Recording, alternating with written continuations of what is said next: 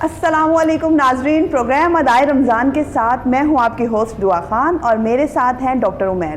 As usual آپ سے وعدہ تھا کہ ہمارا ساتھ بنا رہے گا اور آج الحمدللہ 8واں روزہ ہے اور ہماری آج 8ویں افطاری آپ کے ساتھ ہے۔ انشاءاللہ تعالی یہی ساتھ ہمارا چلتا رہے گا اور اسی طرح گفتگو کا سلسلہ جاری رہے گا۔ ڈے بائی ڈے ہمارے ساتھ جتنے بھی ہمارے معزز جتنے بھی مہمان آتے ہیں، جتنے بھی علماء آتے ہیں، ان سے ہم ڈیفرنٹ ٹاپکس پہ بات کرتے ہیں، ان سے ہم ڈیفرنٹ چیزیں سیکھتے ہیں، کچھ ایسے سوالات پوچھتے ہیں جو شاید ہم لوگ جانتے بھی ہیں لیکن ہم یہی چاہتے ہیں کہ اس کے اوپر تھوڑی سی ڈیٹیل سے ہم بات کر سکیں۔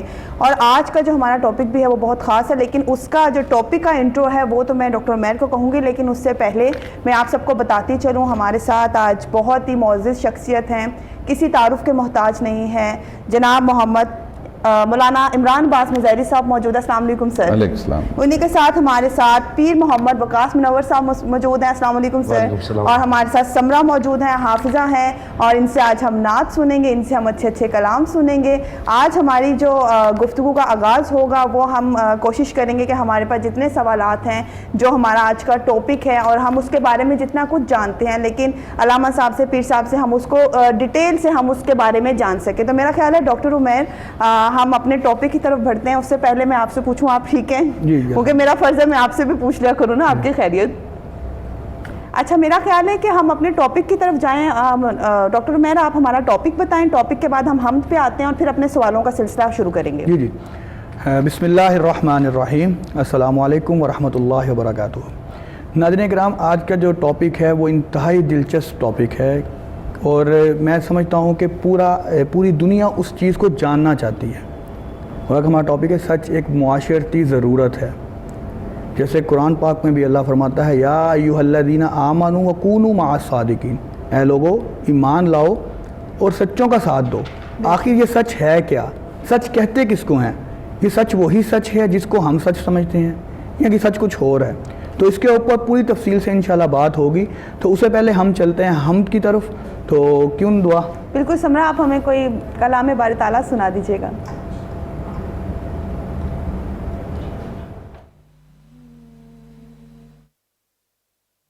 میرے مولا کرم کرم، میرے مولا کرم کرم، میرے مولا کرم کرم، میرے مولا کرم کرم، تجھ سے فریاد کرتے ہیں، تجھ سے فریاد کرتے ہیں ہم،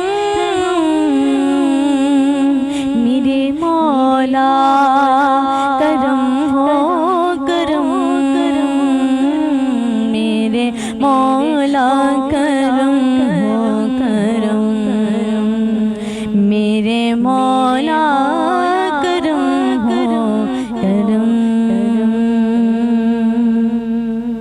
یہ زمین اور یہ آسمان تیرے قبضے میں ہے دو جہاں، کہ سب پہ تو ہی تو ہے مہربان، ہم تیرے در سے جائیں کہاں، تو ہی سنتا ہے سب کی صدا، تو ہی رکھتا ہے سب کا بھرم،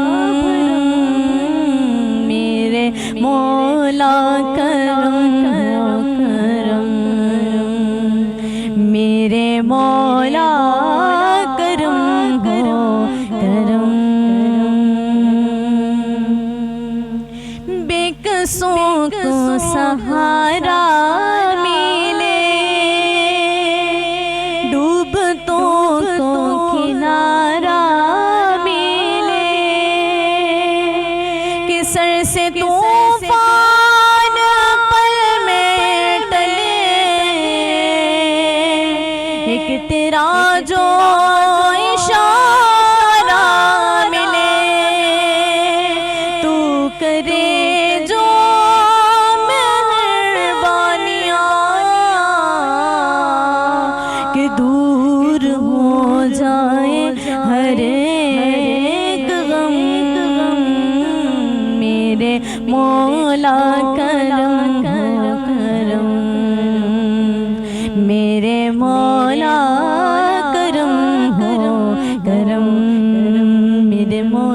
مولا مولا میرے مولا مولا مولا میرے مولا کرم ہو کرم میرے مولا کرم ہو کرم.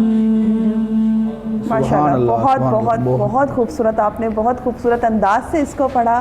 اور کیوں نہ دعا اب ہم اپنے سوال شروع کریں. ٹاپک سے میرا خیال ہے پہلا سوال آپ کو شروع کرنا کیا چاہیے. جائے. جی. اور کیونکہ اگر کہا جائے کہ آج ہمارے ساتھ ایسی شخصیت موجود ہیں جو علم کی دولت سے مالا مال ہے، کوئی مذائقہ نہیں ہوگا، ایک اکیڈمی ہے اپنے آپ میں، ایک یونیورسٹی کا درجہ رکھتے ہیں. اور چلتے ہیں پھر اپنے پروگرام کی طرف. جی جی جی مولانا صاحب السلام علیکم. علیکم السلام. جی کیا حال چال ہے؟ جی طبیعت ٹھیک ہے؟ مولانا صاحب جیسے ابھی آپ نے انٹرو کو سنا، آپ نے اس کی بیسک جو ہمارا ٹاپک ہے کہ سچ کیا ہے، کیا چیز ہے یہ سچ کی؟ وہ سچ وہی ہے جو ہم سمجھتے ہیں؟ کیا کہنے کا مقصد بالکل کہنے کا مقصد یہ ہے کہ ایک سچ وہ چیز ہے کہ ہم جیسے آپ اپنی عام روٹین میں کسی سے بات کرتے ہیں، ہم کہتے ہیں کہ ایک سچ بولا کریں، جھوٹ نہ بولیں. ایک سچ وہ ہے جس کو اللہ قرآن میں فرما رہا ہے یہ سچوں کے ساتھ سچوں کا ساتھ دو. تو ہم اس سچ کو کس طرح کس وے میں لے کے جا سکتے ہیں، اس کے اوپر ہم تھوڑی سی تفصیلی گفتگو آپ سے چاہیں گے. اعوذ باللہ من الشیطان الرجیم، بسم اللہ الرحمن الرحیم. سب سے پہلے تو میں شکر گزار ہوں کہ آپ نے یہاں پہ دعوت دی ہے اور اتنا اہم موضوع جس پہ بات کر رہے ہیں ہم.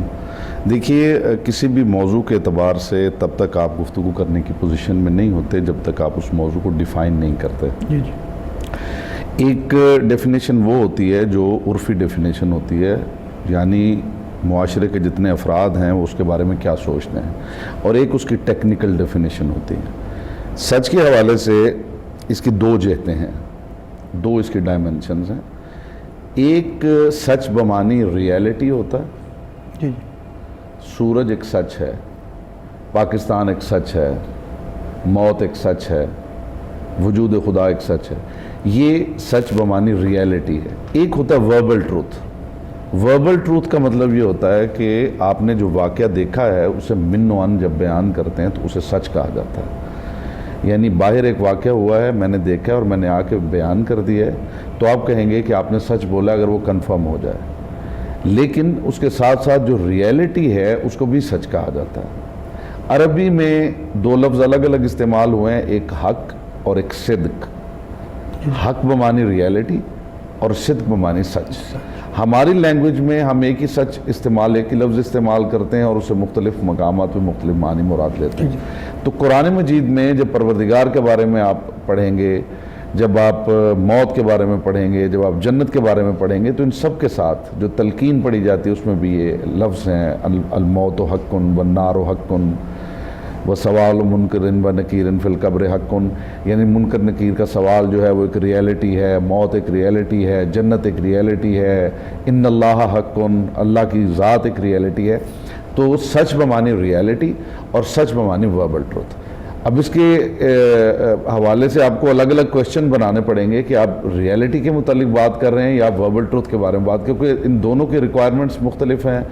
ان دونوں کی جو جامعیت ہے اس کو ڈیفائن کرنے کے لیے آپ کے پاس الگ الگ تعریف ہیں. ہم ان دونوں کو ڈیفائن کرنا چاہیں گے. بیسیکلی ریئلٹی پہ بات کریں گے کہ جو سچ اللہ تعالیٰ کی ذات قرآن میں فرما رہی ہے، سچوں کا ساتھ جس کے بارے میں خدا بار بار ذکر کر رہے ہیں، ہم اس ریئلٹی پہ بات کرنا چاہیں گے. کہ بعض اوقات اب ایسے ہوتا ہے کہ اب کچھ ہماری چیزیں ایسی ہوتی ہیں، سم ٹائم ہم انسان ہیں، ہم سے غلطیاں کوتاہیاں ہو جاتی ہیں، 100 طرح کے وسوسے خیالات ہمارے ذہنوں میں آتے ہیں. بعض اوقات پھر سب ایسا بھی ہوتا ہے کہ انسان نماز پڑھ رہا ہے یا کچھ بھی ہو رہا ہو تو ایک شک و شبہات کا وہ جہاں پہ ایک لمحہ آتا ہے، انسان کسی شک و شبہات میں پڑ جاتا ہے کہ کیا یہ واقعی تھا. تو یہ بھی ایک وہ ہے کہ ہماری جو سطح ہے سچائی کو ماننے کی، وہ ہم اسے کس حد تک مان رہے ہیں.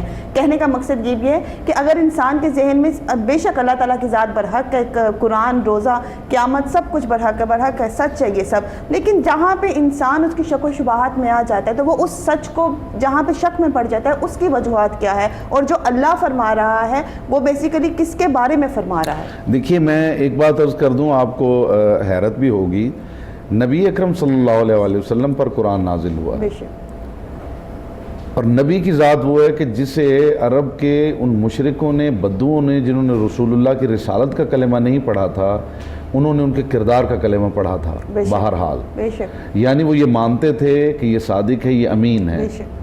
ٹھیک ہے نا. اچھا، لطف کی بات یہ ہے کہ اللہ نے ابھی نہیں بتایا تھا کہ یہ صادق ہیں. جی عرب کے معاشرے میں رہنے والے ان بدوؤں نے خود تسلیم کیا کہ یہ صادق ہیں. خدا نے بھی کہا کہ یہ صادق ہے. اب لطف کی بات یہ ہے کہ جسے صادق ہی نہیں بلکہ پروردگار نے سپرلیٹو ڈگری کے ساتھ اصدق الصادقین کہا. کمال یہ ہے کہ وہ اپنی زندگی میں اپنے ماننے والوں سے کہہ رہا تھا کونوا مع صادقین, صادقین کے ساتھ ہو جاؤ. بے شک بے شک. یعنی چاہیے تو یہ تھا کہ وہ یہ کہتے کہ تم اللہ کے ساتھ ہو جاؤ, چاہیے یہ تھا وہ یہ کہتے کہ تم میرے ساتھ ہو جاؤ.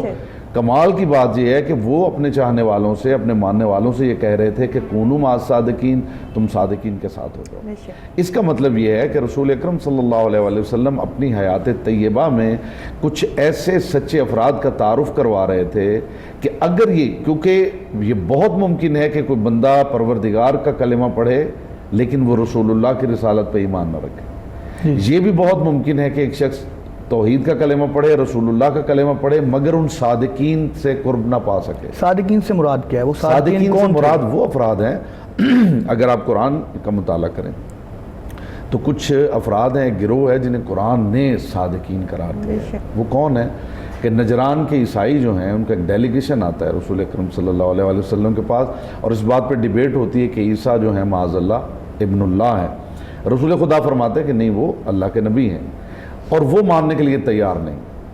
تو پروردگار یہ آیت بھیج دیتا ہے کہ فَقُلْ تَعَالَوْا نَدْعُ أَبْنَاءَنَا وَأَبْنَاءَكُمْ وَنِسَاءَنَا وَنِسَاءَكُمْ وَأَنفُسَنَا وَأَنفُسَكُمْ ثُمَّ نَبْتَهِلْ فَنَجْعَلْ لَعْنَةَ اللَّهِ عَلَى الْكَاذِبِينَ. اے میرے حبیب, اگر یہ اس ڈیبیٹ سے, ان دلائل سے نہیں مانتے تو انہیں کہو کہ ہم بلاتے ہیں اپنے بیٹوں کو, تم بلاؤ اپنے بیٹوں کو, ہم بلاتے ہیں اپنی بیٹیوں کو, تم بلاؤ اپنی بیٹیوں کو, ہم بلائیں گے اپنے نفوس کو, تم بلاؤ اپنے نفوس کو, اور مل کے ہم پروردگار کی بارگاہ میں رجوع کرتے ہیں, جھوٹوں پہ خدا کی لعنت ہوگی. اس کا مطلب ہے یہ جنگ جو تھی یہ سچ کی جنگ تھی. بے شک. اسے مباہلہ کہا جاتا ہے. اور اس میں جو افراد گئے ہیں وہ رسول اکرم صلی اللہ علیہ وآلہ وسلم کے خاندان کے جناب امیر المومنین علی ابن ابی طالب علیہ السلام, جناب سیدۃ النساء فاطمۃ الزہرا صلوات اللہ علیہا, امام حسن مجتبیٰ علیہ السلام, امام حسین علیہ السلام. آپ قرآن مجید کی کوئی دنیا کی تفسیر اٹھا کے دیکھیں گے تو آپ کو اس آیت کے ذیل میں یہی افراد ملیں گے جنہیں, یعنی صادقین جن کو کہا گیا, جن کو لقب دیا صادقین کا, جن کو صرف صادقین کہا نہیں گیا بلکہ جن کو شعوری طور پہ کہا جانا چاہیے. بے شک. اس لیے کہ کاذبین پہ لعنت کرنے جا رہے ہیں تو وہی جائیں گے جو صادقین ہیں. صادقین ہو گئے, یعنی قرآن میں آ گیا مع صادقین, مطلب کہ یہ سچائی ہے اور یہ ہمیں ماننا پڑے گا. اس کا مطلب یہ ہے کہ رسول اکرم صلی اللہ علیہ وآلہ وسلم اپنی امت کو یہ بتا رہے تھے کہ بہت ممکن ہے کہ ایک شخص پروردگار کا ساتھ رکھتا ہو, ایک شخص میرے ساتھ ہو, لیکن وہ ان کے ساتھ نہ ہو. یہ ممکن نہیں ہے. جو ان تک پہنچ جائے گا یہ ممکن نہیں ہے کہ مجھ تک نہ پہنچے اور خدا تک نہ پہنچے. اس لیے رسول خدا نے ان کا تعارف کرا کہ ان تک پہنچو, کیونکہ یہ بتائیں گے میں کیا ہوں, میں بتاؤں گا خدا کیا ہے. تو یہ ایک چین ہے معرفت کی جس کی وجہ سے. لیکن یہاں ایک اور بات میں ابتدا میں عرض کر دوں کہ جب ہم صدق کی بات کرتے ہیں, جب ہم سچائی کی بات کرتے ہیں, آپ مجھے کہہ دیں کہ آپ سچے ہیں, بہت بڑی بات ہے. جی ٹھیک ہے. باپ بیٹے کو کہہ دے میرا بیٹا سچا ہے, بہت بڑی بات ہے. حقیقت یہ ہے کہ اس دنیا کے اندر کوئی ایک شخص بھی ایسا نہیں ہے, چاہے وہ بھائی ہے, چاہے وہ باپ ہے, چاہے وہ بیٹا ہے, کسے باشد, وہ اس قابل نہیں ہے, وہ اس پوزیشن میں نہیں ہے کہ دوسرے کے بارے میں وہ سرٹیفکیٹ دے سکے کہ یہ سچا ہے. جی جی. اچھا, جن کو قرآن نے صادقین کہا ہے, جن کو آپ کہہ رہے ہیں کہ وَكُونُوا مَعَ الصَّادِقِينَ, سچوں کے ساتھ جاؤ, کیا جو آفاقی تعریف ہے, یونیورسل ڈیفینیشن ہے جو سچ کی, کیا اس پہ پورا اترتے ہیں؟ آبویسلی جو یونیورسل ڈیفینیشن ہے سچ کی, اس کے اندر اب ڈیفینیشن کی اگر بات ہو رہی ہے تو میں تھوڑا اس کی وضاحت کر دوں. پہلی بات تو یہ ہے کہ جب خدا یہ کہہ رہا ہے کہ صادقین کے ساتھ ہو جاؤ, تو یہ تو آپ کو ماننا پڑے گا کہ صادقین ہیں. ہاں جی, یہ تو ہے. ٹھیک ہے جی, جی جی, یہ تو کنفرم ہو گیا نا. اچھا, اگلی بات یہ ہے کہ وہ صادقین ایسے ہیں جنہیں آپ صادقین نہیں کہہ رہے ہیں, بے شک, جنہیں میں صادقین نہیں کہہ رہا ہوں, جنہیں خدا صادقین کہہ رہا ہوں. اچھا, لطف کی بات یہ ہے کہ اس پروردگار نے کہا ہے کہ یہ سچے ہیں. اگر زندگی میں کبھی کسی مقام پہ وہ سچے نہ رہے تو خدا سچا نہیں رہے گا. بے شک, سبحان اللہ. تو الٹیمیٹلی آپ کو بلیو کرنا ہے کچھ افراد پر کہ وہ صادقین ہیں. ہم ان افراد کے نام بتا رہے ہیں, ہم قرآن مجید کی آیت پیش کر رہے ہیں, ہم ایک ایونٹ پیش کر رہے ہیں کہ اس ایونٹ پہ رسول اکرم صلی اللہ علیہ وآلہ وسلم کا وہ خاندان, وہ افراد وہاں پہ گئے, یہ وہ سچے لوگ ہیں. جو میں بات عرض کرنا چاہتا تھا وہ یہ تھی کہ آپ جب کہیں گے کہ یہ شخص سچا ہے, جب میں کہوں گا یہ شخص سچا ہے, جب ایک مفتی کہے گا یہ شخص سچا ہے، جب ایک صحابی کہے گا یہ شخص سچا ہے، جیسے جیسے افراد بدلتے جائیں گے، جیسے جیسے معیار بدلتا جائے گا، ویسے ویسے وہ جو سچا ہے اس کا مقام بدلتا جائے گا۔ جس کو رسول خدا کہہ دیں یہ سچا ہے تو اس کا مطلب یہ ہے کہ اس کی زندگی میں جھوٹ نام کا تصور بھی نہیں ہے، اور جسے خالق صدق کہہ دے کہ یہ سچا ہے اس کا مطلب ہے کہ اس کی زندگی میں سچ ہی سچ ہے۔ کمال کی بات یہ ہے کہ اس پروردگار نے یہ کہا ہے کہ میں سچا ہوں، میرا رسول سچا ہے، اور یہ لوگ ہیں جو سچے ہیں۔ ابھی سٹارٹ میں آپ نے بتایا کہ سچ کی دو طرح کے سچ ہیں، جی۔ تو یہ جو صادقین ہیں یہ کس ٹائپ میں، یہ کس طرح تعریف میں آتے ہیں؟ یہ پہلی بات یہ کہ ہم صادقین کی بات کر رہے ہیں، صدق کی بات نہیں کر رہے۔ اوکے، جو دو ڈیفینیشن میں نے عرض کی وہ صدق کی ڈیفینیشن ہے، یعنی سچ، سچ بمانے ریالٹی اور سچ بمانے وربل ٹروتھ۔ یہاں بات ہو رہی صادق کی۔ جب صادق کہا جاتا ہے تو اس کا مطلب ہے سچ بولنے والا، جی، اور یہاں قرآن مجید اگر آپ پڑھیں تو یہاں صرف سچ بولنے والا نہیں ہے صادق۔ صدق صرف سچ بولنے والے کو نہیں کہتے صادق۔ صدق کا مطلب ہوتا ہے کہی ہوئی بات کو ثابت کر دینا۔ من المومنین رجال صدقوا ما عہد اللہ علیہ، مومنین میں کچھ ایسے مرد ہیں کہ جنہوں نے خدا سے کیا وہ وعدہ سچ کر دکھایا ہے۔ یعنی صادق صرف وہ نہیں ہوتا جو سچ بولے، صادق اسے کہتے ہیں کہ جو وہ کہہ دے وہ کر دکھائے۔ بے شک۔ ان افراد کی اگر آپ بات کریں تو جو پہلی دعوت ہے رسول اکرم صلی اللہ علیہ وآلہ وسلم کی کہ جب لوگوں کو اپنے اقربا کو اکٹھا کرتے ہیں اور رسول خدا فرماتے جئتکم بخیر الدنیا والآخرہ، میں تمہارے پاس دنیا و آخرت کی خیر لے کے آیا ہوں، من یعاذرونی، کون ہے جو اس کام میں میری مدد کرے؟ تو یہ سیلیبس کی کتابوں میں لکھا ہوا ہے کہ جناب علی کی جو ایج تھی، ظاہری ایج وہ 10 سال تھی، اور اٹھ کے کھڑے ہو گئے اور فرمایا انا ناصرک یا رسول اللہ کے رسول میں آپ کا مددگار، بے شک۔ میں آپ کی نصرت کروں گا۔ اور پھر دنیا نے یہ دیکھا کہ آخری سانس تک علی نے وہ کیا ہوا وعدہ نبھایا ہے۔ بے شک۔ میدان میں اگر سب بھی چلے گئے ہیں تو علی نہیں گئے ہیں۔ ابھی آپ نے یہ جو مومنین مردوں کی جو آپ نے کہا، یہ آپ اس مثال جو آپ نے جو آیت ہمیں پڑھ کے سنائی، یہ بیسیکلی یہاں پر ہوتی ہے کہ جب مولا علیہ السلام نے جو نبی پاک کا ساتھ نبھایا، اللہ تعالیٰ نے اس مقصد کے لیے قرآن میں یہ بات اس لیے فرمائی تھی۔ جی، اس کو آپ ان کے ساتھ بتاتے، ٹھیک ہے؟ یعنی کہ جو صادقین اللہ تعالیٰ قرآن میں سچے فرما رہا ہے، وہ مباہلہ کی آیت سے پنجتن پاک علیہ السلام اہل بیت کو بالکل، وہ سچے فرماتے ہیں۔ یہ تو ایک ہوگی ہماری جو قرآنی اور پروردگار کی طرف سے جو سچ کی دلیل ہے، جن کو وہ سچا کہہ رہا ہے۔ بے شک جس کو خدا سچا کہتے ہیں اس کو کوئی شک نہیں بچتا اس کے اندر۔ پھر صاحب میں آپ سے ایک سوال کروں گی کہ مجھے یہ بتائے گا، ایک یہ سچ ہوتا ہے، اب ایک ہم آئے تھے معاشرتی سچ کے اوپر، آپ معاشرتی سچ کے اوپر کیا کہیں گے؟ آپ معاشرتی سچ کو کس طریقے سے لیتے ہیں یا اس کو کس طریقے سے ڈیفائن کرنا چاہتے ہیں؟ بسم اللہ الرحمن الرحیم۔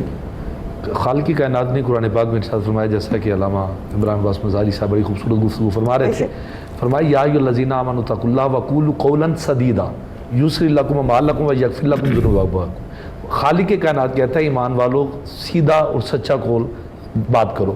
معاشرے میں ہوتا کیا ہے کہ ابھی ہم فون پہ ہم کس سے بات کرتے ہیں، آپ کدھر ہیں، بندہ لاہور میں ہوتا ہے، بتاتا ہے میں اسلام آباد میں ہوں، یہ بھی ہوتا ہے اگلی گاڑی میں ہوتا تو کہہ رہا ہوتا میں کراچی ہوں۔ یہ دیکھیں آپ اخلاقی طور پہ یہ کہ ہم ہمارا چھوٹا سا بچہ ہے، گھر پہ دروازہ نوک ہوا، اندر باپ موجود ہے، ایک کامن جھوٹ سب سے دیکھیں معاشرتی سوال کی جو علمی طور پہ تو انہوں نے بات کر دی، تو میں تو معاشرت پہ چلوں گا نا، سوسائٹی کے اوپر چلوں گا، اور وہ بات کروں گا جس کو ہر ذہن ایکسیپٹ کر لے، ہر دماغ اس کو مان لے کہ اس پہ اعتراض نہیں ہے، کہ یہ ہم فقط کوئی اس کو شو کی حد تک نہیں بات کر رہے یا ٹاکنگ کو طویل کرنے کے لیے، یہ ایک ریالٹی ہے جس کو ہر بندہ مانے گا۔ دیکھیں ہم تربیت کا خاصہ کیا ہے کہ ہم دروازے پہ نوک ہوئی، باپ اندر سے اپنے بیٹے کو کہتا ہے کون ہے، اب آپ کا فرینڈ ملنے آیا ہے، اسے کہہ دو ابا گھر پہ نہیں ہے۔ اب دیکھیں وہ کیا تربیت کر رہے ہیں کہ پہلے دن سے قرآن نے کہا ہے کہ اپنے بچوں کو سچ کی تربیت کرو، وہ باپ اپنے بچے کو بتا کہہ رہا ہے کہ آپ نے جانا ہے اور دروازے پہ کہنا ہے۔ یہ وہ سب سے بڑی ہماری خامی ہے کہ ہم اپنی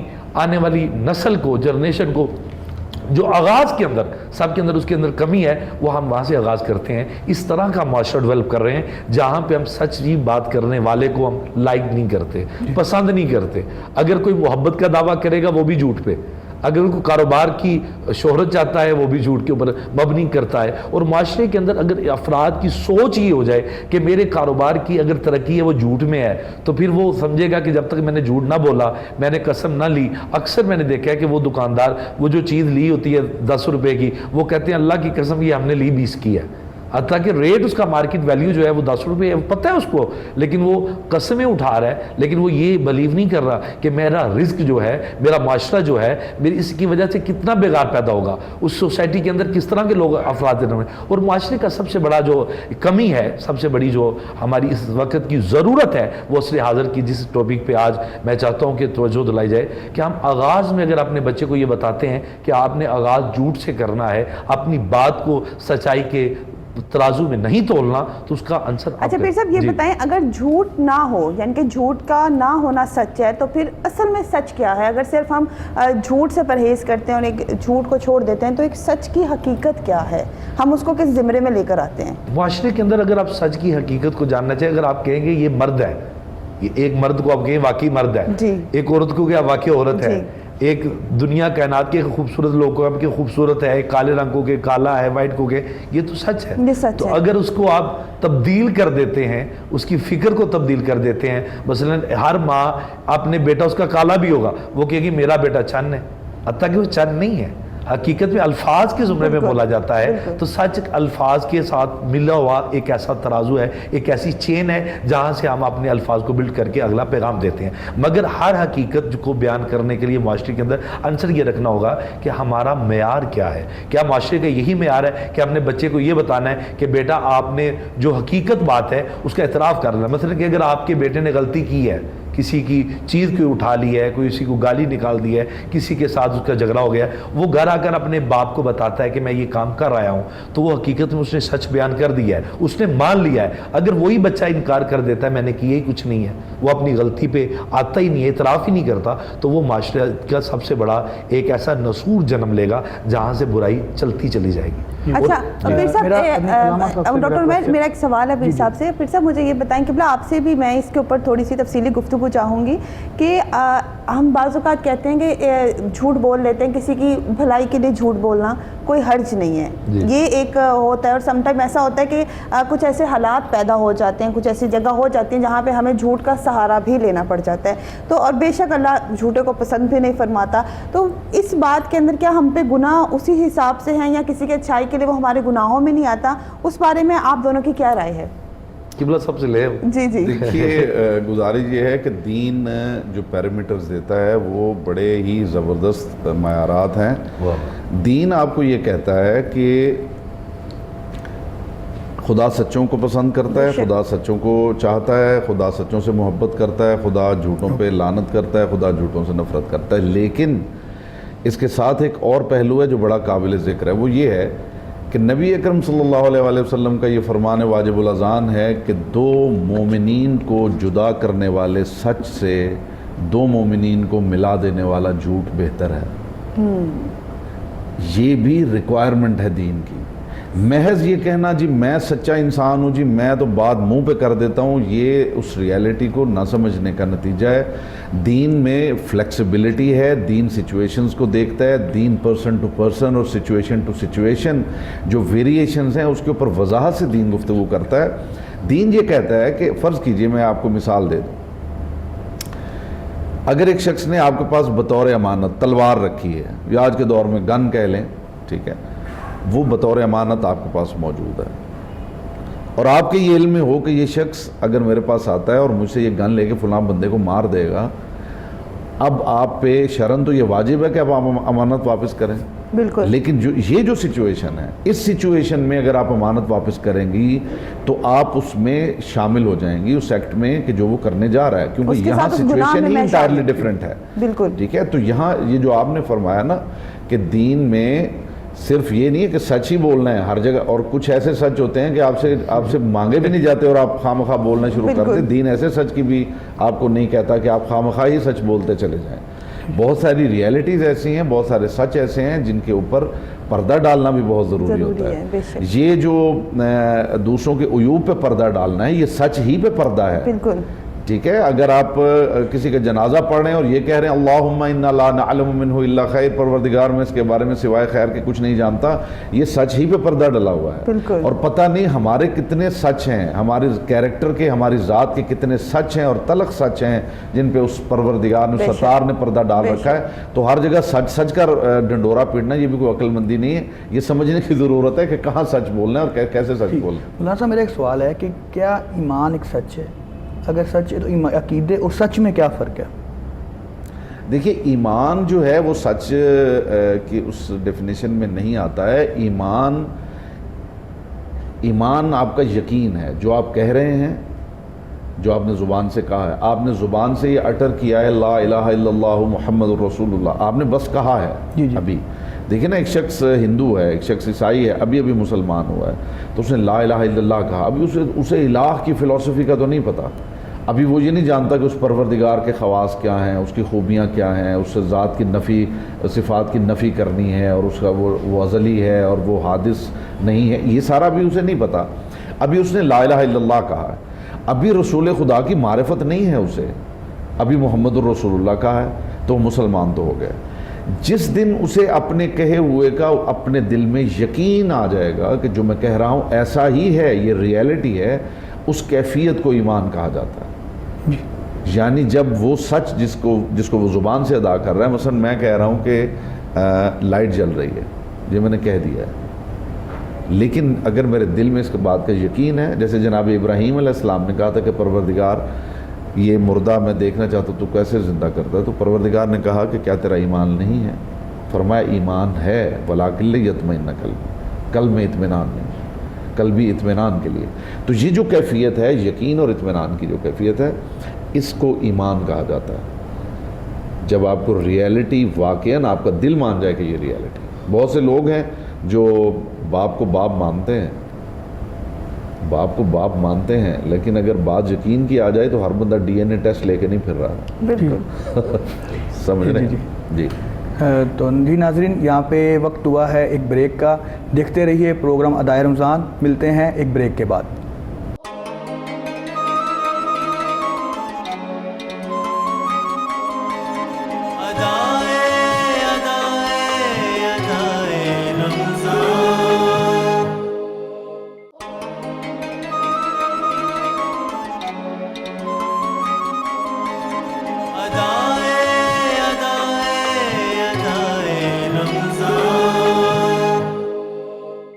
ویلکم بیک ناظرین. جیسا کہ آپ دیکھ رہے ہیں پروگرام ادائے رمضان، اور ہم چونکہ واپس آ چکے ہیں تو کیوں دعا، چلیں پھر ذرا اب نعت سنی جائے. بالکل بالکل بالکل. جی سمرا، کون سی نعت سنائیں گے آپ؟ میرے دل میں یاد محمد، میرے دل میں یاد محمد، میرے ہونٹوں پہ ذکر مدینہ، تاجدار حرم کے کرم سے آ گیا زندگی کا کرینہ، میرے دل میں ہے یاد محمد. میں غلام غلامان احمد، میں سگے آستان محمد، میں غلام غلامان احمد، میں سگے آستان محمد، کہ قابل فخر ہے موت میری، قابل رشک ہے میرا جینا، میرے دل میں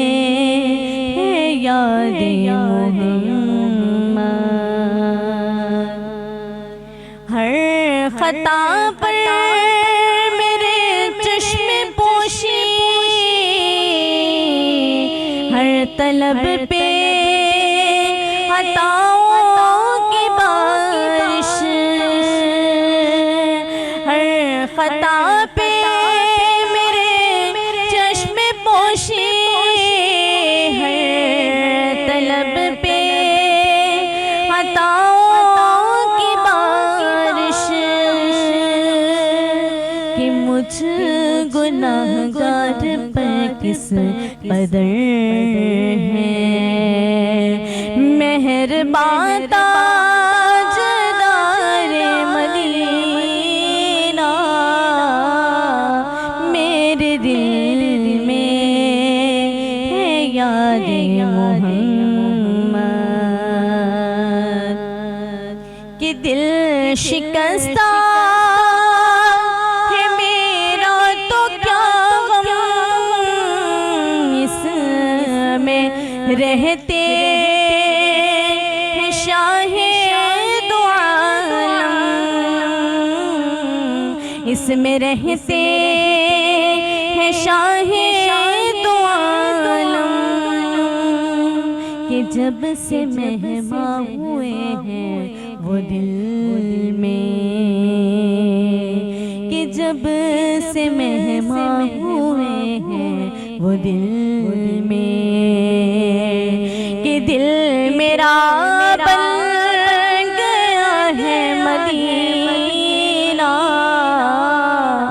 میرے دل میں ہے یاد محمد، میرے ہونٹوں پہ ذکر مدینہ، تاجدار حرم کے کرم سے آ گیا زندگی کا کرینہ، میرے دل میں ہے یاد محمد۔ اللہ بہت اچھے۔ بہت مزے کی نعت۔ میرا خیال ہے ڈاکٹر عمیر آپ کا سوال تھا، تو اب ہم اپنی گفتگو کا سلسلہ شروع کریں۔ جی ہم اپنی گفتگو جی جی دوبارہ آغاز کرتے ہیں۔ بالکل۔ مولانا صاحب میری کوشش ہے کہ آج آپ سے ملاقات ہوئی ہے اور جتنا زیادہ ہم اپنے علم میں اضافہ کر سکیں، آپ کے علم سے لطف اندوز ہو سکیں، تو اس بات کو آگے بڑھاتے ہیں کہ کیا ایک معاشرہ تشکیل پانے کے لیے ضروری ہے کہ لوگوں کا ایک ہی بات پہ متفق ہوں؟ میں یہ سمجھتا ہوں کہ معاشرے میں جس دن لوگ ایک بات پہ متفق ہو گئے اس دن معاشرہ ختم ہو جائے گا۔ کیسے؟ وہ ایسے کہ معاشرے کے اندر میں آپ کے ساتھ جڑا ہوا ہوں، آپ کسی اور کے ساتھ جڑے ہوئے ہیں ضرورتوں کی وجہ سے۔ میری ضرورت آپ سے وابستہ ہے، آپ کی ضرورت کسی اور سے وابستہ ہے۔ ہمارے درمیان جتنی ترقی ہے اس کی بنیاد بھی اختلاف ہے، یعنی آپ نے ایک ہائپوتھیسس پیش کیا، ایک نظریہ پیش کیا، میں نے اس کا انکار کیا، پھر اس کا انالیسز ہوا، پھر اس کے ایکسپیریمنٹس ہوئے، پھر اس کے اوپر تھیریز بنی، اور یہ سارا جتنا پروسیس ہے، اس میں ایک بندہ ایک کام کرتا ہے، دوسرا اس کے خلاف چلتا ہے، اس کا انکار کرتا ہے، اس کو پروف کرنے کے لیے جو پہلا بندہ ہے وہ ایفرٹ پٹ کرتا ہے، اور اس طرح ترقی ہوتی ہے، اور یوں معاشرہ ایک دوسرے کے ساتھ جڑ جاتا ہے۔ یہ جو اختلافات ہیں، ظاہر اختلاف تو نہیں ہونا چاہیے، لیکن جو بندھن ہے معاشرے کا، جو سوشل آپ کی بانڈنگ ہے، اس میں اگر سارے لوگ ایک ہی چیز پہ متفق ہو جائیں گے تو پھر ہر بندہ گھر بیٹھ جائے گا۔ میں آپ کے پاس کیوں آؤں گا؟ آپ میرے پاس کیوں آئیں گے؟ بالکل۔ میرے آپ کے ساتھ تعلقات کے معنی کیا ہوں گے؟ میں یہاں پہ آیا ہوں، کوئی ہمارا کامن انٹرسٹ ہے جس کی وجہ سے ہم ایک جگہ پہ بیٹھے ہوئے ہیں، وہی ایریا آف انٹرسٹ آپ کا ہے، وہی میرا ہے، ہم اکٹھے بیٹھے ہوئے ہیں۔ اگر مجھے اس کی ضرورت نہ ہو، اگر آپ کو اس کی ضرورت نہ ہو، اگر چینل کو اس کی ضرورت نہ ہو، تو ہر کوئی اپنے گھر بیٹھا ہو، پھر معاشرہ نہ ہو، پھر لوگ اپنے اپنے گھروں میں بیٹھیں۔ یہ جو مل کے چلنا ہے، اس کی بنیاد ہی یہ ہے اصل میں کہ ضروریات وابستہ ہیں، ایک بندہ جو کچھ کہہ رہا ہے دوسرا اس کو اور زاویے سے دیکھ رہا ہے, وہ اس کے اگینسٹ بات کر رہا ہے, وہ اس کے اگینسٹ کانسیپٹ لے کے آ رہا ہے, اس کو پروف کرنے کے لیے دوسرا ایفرٹ پٹ کر رہا ہے, اور یوں ایک دوسرے کے ساتھ جو ہے ایک بانڈنگ اور ایک بندھن بنتا ہے جس کا نام سوسائٹی ہے. جی جی. اور اگر ہر چیز میں آپ متفق ہو جائیں گے تو پھر آپ دوسرے سے بے نیاز ہو جائیں گے. جب آپ بے نیاز ہو جائیں گے تو سوشل بانڈنگ اور سوشل سیٹ اپ جو ہے اس کا تصور ہی ختم ہو جائے گا. پھر ہر کوئی وہ پھر جنت ہی ہوگی, جی جی پھر جنت ہوگی نا. جی کہ اختلاف یعنی میں اپنے محل میں بیٹھوں گا, آپ اپنے محل میں بیٹھیں گے, ٹھیک ہے, میں کیوں آؤں گا آپ کے پاس اور کیوں ہم بیٹھیں گے؟ میں خود مزے میں ہوں, آپ خود مزے میں. یعنی کہ مولانا اختلاف بہت زیادہ ضروری ہے آپ کے بھی؟ نہیں, اختلاف ضروری نہیں ہے, ہم معاشرے کی بات کر رہے ہیں جس سے ہم جو سیم نہیں ہو سکتا. سوشل سیٹ اپ ہے, اس میں جو اختلافات ہیں ان کی وجہ سے ہم آپس میں جڑتے ہیں, اور اگر وہ درمیان سے نکال دیں سر ایک ہی بات پہ متفق ہو جائیں گے تو پھر اس کا مطلب یہ ہے کہ ہم بے نیاز ہو جائیں گے ایک دوسرے سے. ایک وقت آئے گا, ایک وقت آئے گا جب لوگ ایک دوسرے سے بے نیاز ہو جائیں گے, اور وہ وقت ہے جس کے فوراً بعد قیامت آئے گی.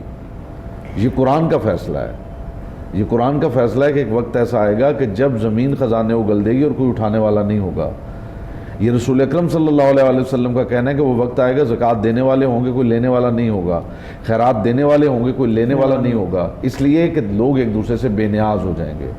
ریئلٹی آپ کے سامنے آ جائے گی, وہ جو حق ہے, وہ جو سچ ہے, اسے آپ دیکھ لیں گے, اس کا ظہور ہو جائے گا, وہ آپ کے سامنے آ جائے گا.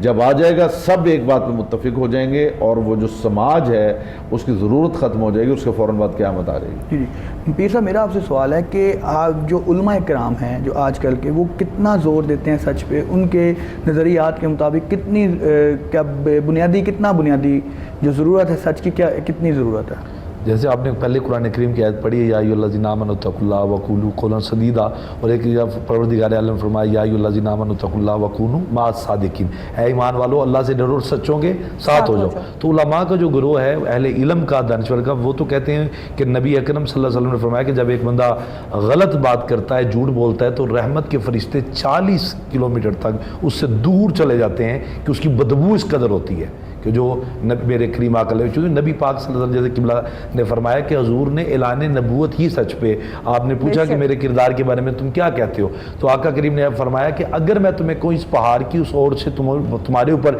ایک قافلہ آنے والا ہے جو حملہ کرے گا, تو تم جا کے دیکھو وہاں پہ قافلہ نہ ہو تو تم میرے بارے میں کیا خیال کرو گے؟ تو انہوں نے کہا ہم کہیں گے ہم اندھے ہو گئے ہیں, آمنہ کا لال جھوٹ نہیں بولتا, چونکہ ہم نے آپ کو صادق اور امین پایا ہے. تو آقا کریم علیہ السلام کی صحبت میں بیٹھنے والا, اور نبی اکرم صلی اللہ علیہ وسلم کے منبر پہ بیٹھنے والا, اور قرآن و حدیث کی تلقین کرنے والا, درس دینے والا, اس کا تو جو کہتے ہیں نا وہ زیور ہے, حسن ہے, وہ سچائی میں ہے, وہ جھوٹا ہو ہی نہیں سکتا, وہ جھوٹا ہو ہی نہیں سکتا. اگر کوئی اس کا سہارا لیتا ہے, جھوٹ کو لیتا ہے, تو ایسے ہی ہے جیسے ایک پاکیزہ دودھ ہو اور اس کے اندر پیشاب کی ملاوٹ کر دی جائے, کہ حلال چیز کو حرام کر دیا جائے, پاکیزہ چیز کو ناپاک کر دیا جائے, اعلیٰ چیز کو ادنا کر دیا جائے, اور دنیا کائنات کے حسن کو سمیٹ کر ایک بدصورتی کی طرف دھکیل دیا جائے, وہ ایسا معاشرہ ہے. تو پروردگار عالم نبی اکرم صلی اللہ علیہ وسلم کی صحبت میں 2 لوگ تشریف فرما تھے, تو ایک بندے نے آ کے کہا یا رسول اللہ علیہ وسلم, یہ انسان جب بھی بات کرتا ہے تو جھوٹ بولتا ہے, سہارا لیتا ہے, کوئی بھی بات کرتا ہے, کھانے کی بات ہو, دولت کی بات ہو, کوئی بھی, تو یہ جھوٹ بولتا ہے. تو آقا کریم نے فرمایا اس کے ایمان میں کمزوری ہے, اس کے ایمان میں کمی ہے. چونکہ انسان جب اپنی بات کے اوپر گفتگو کے اندر ریالٹی نہیں لاتا تو اس کا ایمان جو ہے وہ کمزوری کی طرف ہوتا ہے. اور میں سمجھتا ہوں کہ وہ انسان جو منبر رسول پہ بیٹھ کر اللہ اور اس کے رسول کے ساتھ, بعض لوگ ایسے دیکھیں, ہم نے دیکھا ہے کہ کتابوں کا ایسا ہے کہ ان کتابوں میں وہ حدیثیں, وہ چیزوں کو لکھ دیا جو حقیقت میں نہیں تھی, جن کا حقیقت سے تعلق نہیں تھا, وہ سچ سے تعلق نہیں تھا, فقط وہ کیا تھا کہ امت کے اندر اختلاف پیدا کرنا تھا, کہ گروہوں کو لڑانا تھا, کہ ایسا ایک ماحول کریٹ کیا جائے کہ ایک دوسرے کی باتوں کو لگا کر, غلط باتوں کو پیش کر کے ایک معاشرے میں ایک اس قسم کی فضا ہو کہ میں کہوں کہ مجھے اہل حدیث برا کہتے ہیں, اہل حدیث کہیں مجھے دیوبند برا کہتے ہیں, دیوبند کہیں مجھے اہل تشیع برا کہتے ہیں, اہل تشیع کہیں مجھے اہل سنہ برا کہتے ہیں. مثلا ایک ہی فرقہ کی کتابوں کے اندر اس طرح کا مواد, مٹیریل ڈال دیا گیا جس کا حقیقت سے تعلق نہیں ہے, کہ وہ کتابیں اگر وہ پڑھیں, وہ اب کیا کرتے ہیں, وہ وہاں سے کتابوں کے حوالے لیتے ہیں, وہ لے کر وہ میڈیا پہ آ جاتے ہیں, میڈیا پہ آپ کہتے ہیں دیکھیں آپ کے علامہ صاحب نے تو یہ کہا, آپ کے حضرت نے تو یہ کہا,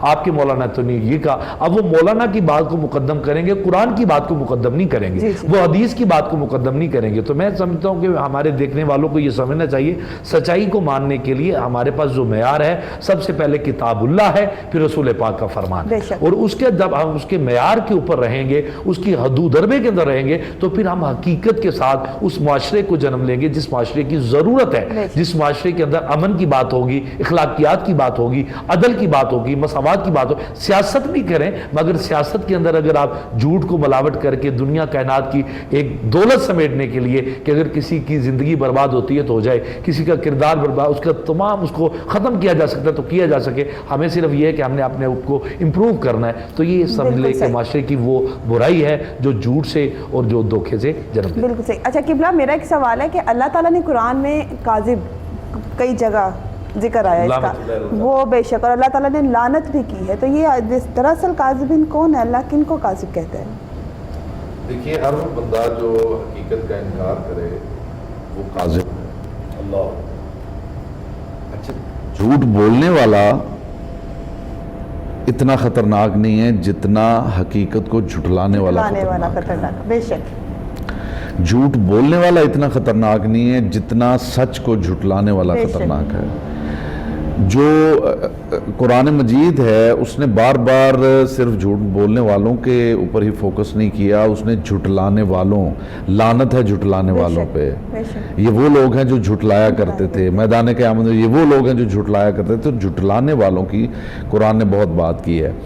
دیکھیے, جب کذب کی بات ہو رہی ہے تو اس سے پہلے آپ کو صدق جو ہے وہ سمجھنا ضروری ہے. میں اس کے لیے ایک بات کرنا چاہتا ہوں اور جو بڑی قیمتی بات ہے. میں یہ سمجھتا ہوں کہ پروردگار عالم سے لے کر قرآن مجید سے جنت تک, جنت سے جہنم تک, جہنم سے فرشتوں تک, فرشتوں سے حوروں تک, حوروں سے غلمان تک, اور آب کوثر, اور یہ پل صراط, اور تمام چیزیں, یہ سب چیزیں ہمارے مشاہدے میں نہیں ہیں.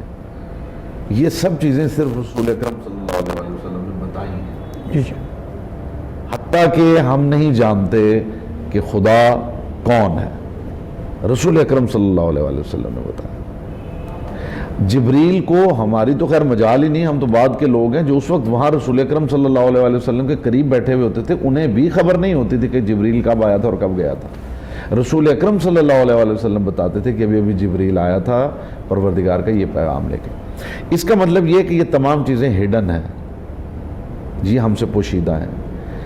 اللہ سے لے کے قیامت تک, قیامت سے جنت اور حوریں اور غلمان اور فرشتے اور آب کوثر اور سلسبیل اور پل صراط اور ایچ اینڈ ایوری تھنگ, یہ ٹکی ہوئی ہے صداقت لسان محمد مصطفیٰ صلی اللہ علیہ وسلم. بے شک. ان چیزوں پہ یقین رکھنا ایمان ہے. ان چیزوں پہ یقین کا نام ہی ایمان ہے, لیکن یہ ساری ٹکی ہوئی ہیں صرف صداقت لسان رسول اللہ پر. بے شک. آپ جبریل کو جبریل مان رہے ہیں اس لیے نہیں کہ آپ کی ملاقات ہوئی ہے, آپ جبریل کو جبریل مان رہے ہیں اس لیے کہ میرے سچے رسول نے کہا ہے کہ ہے. بے شک.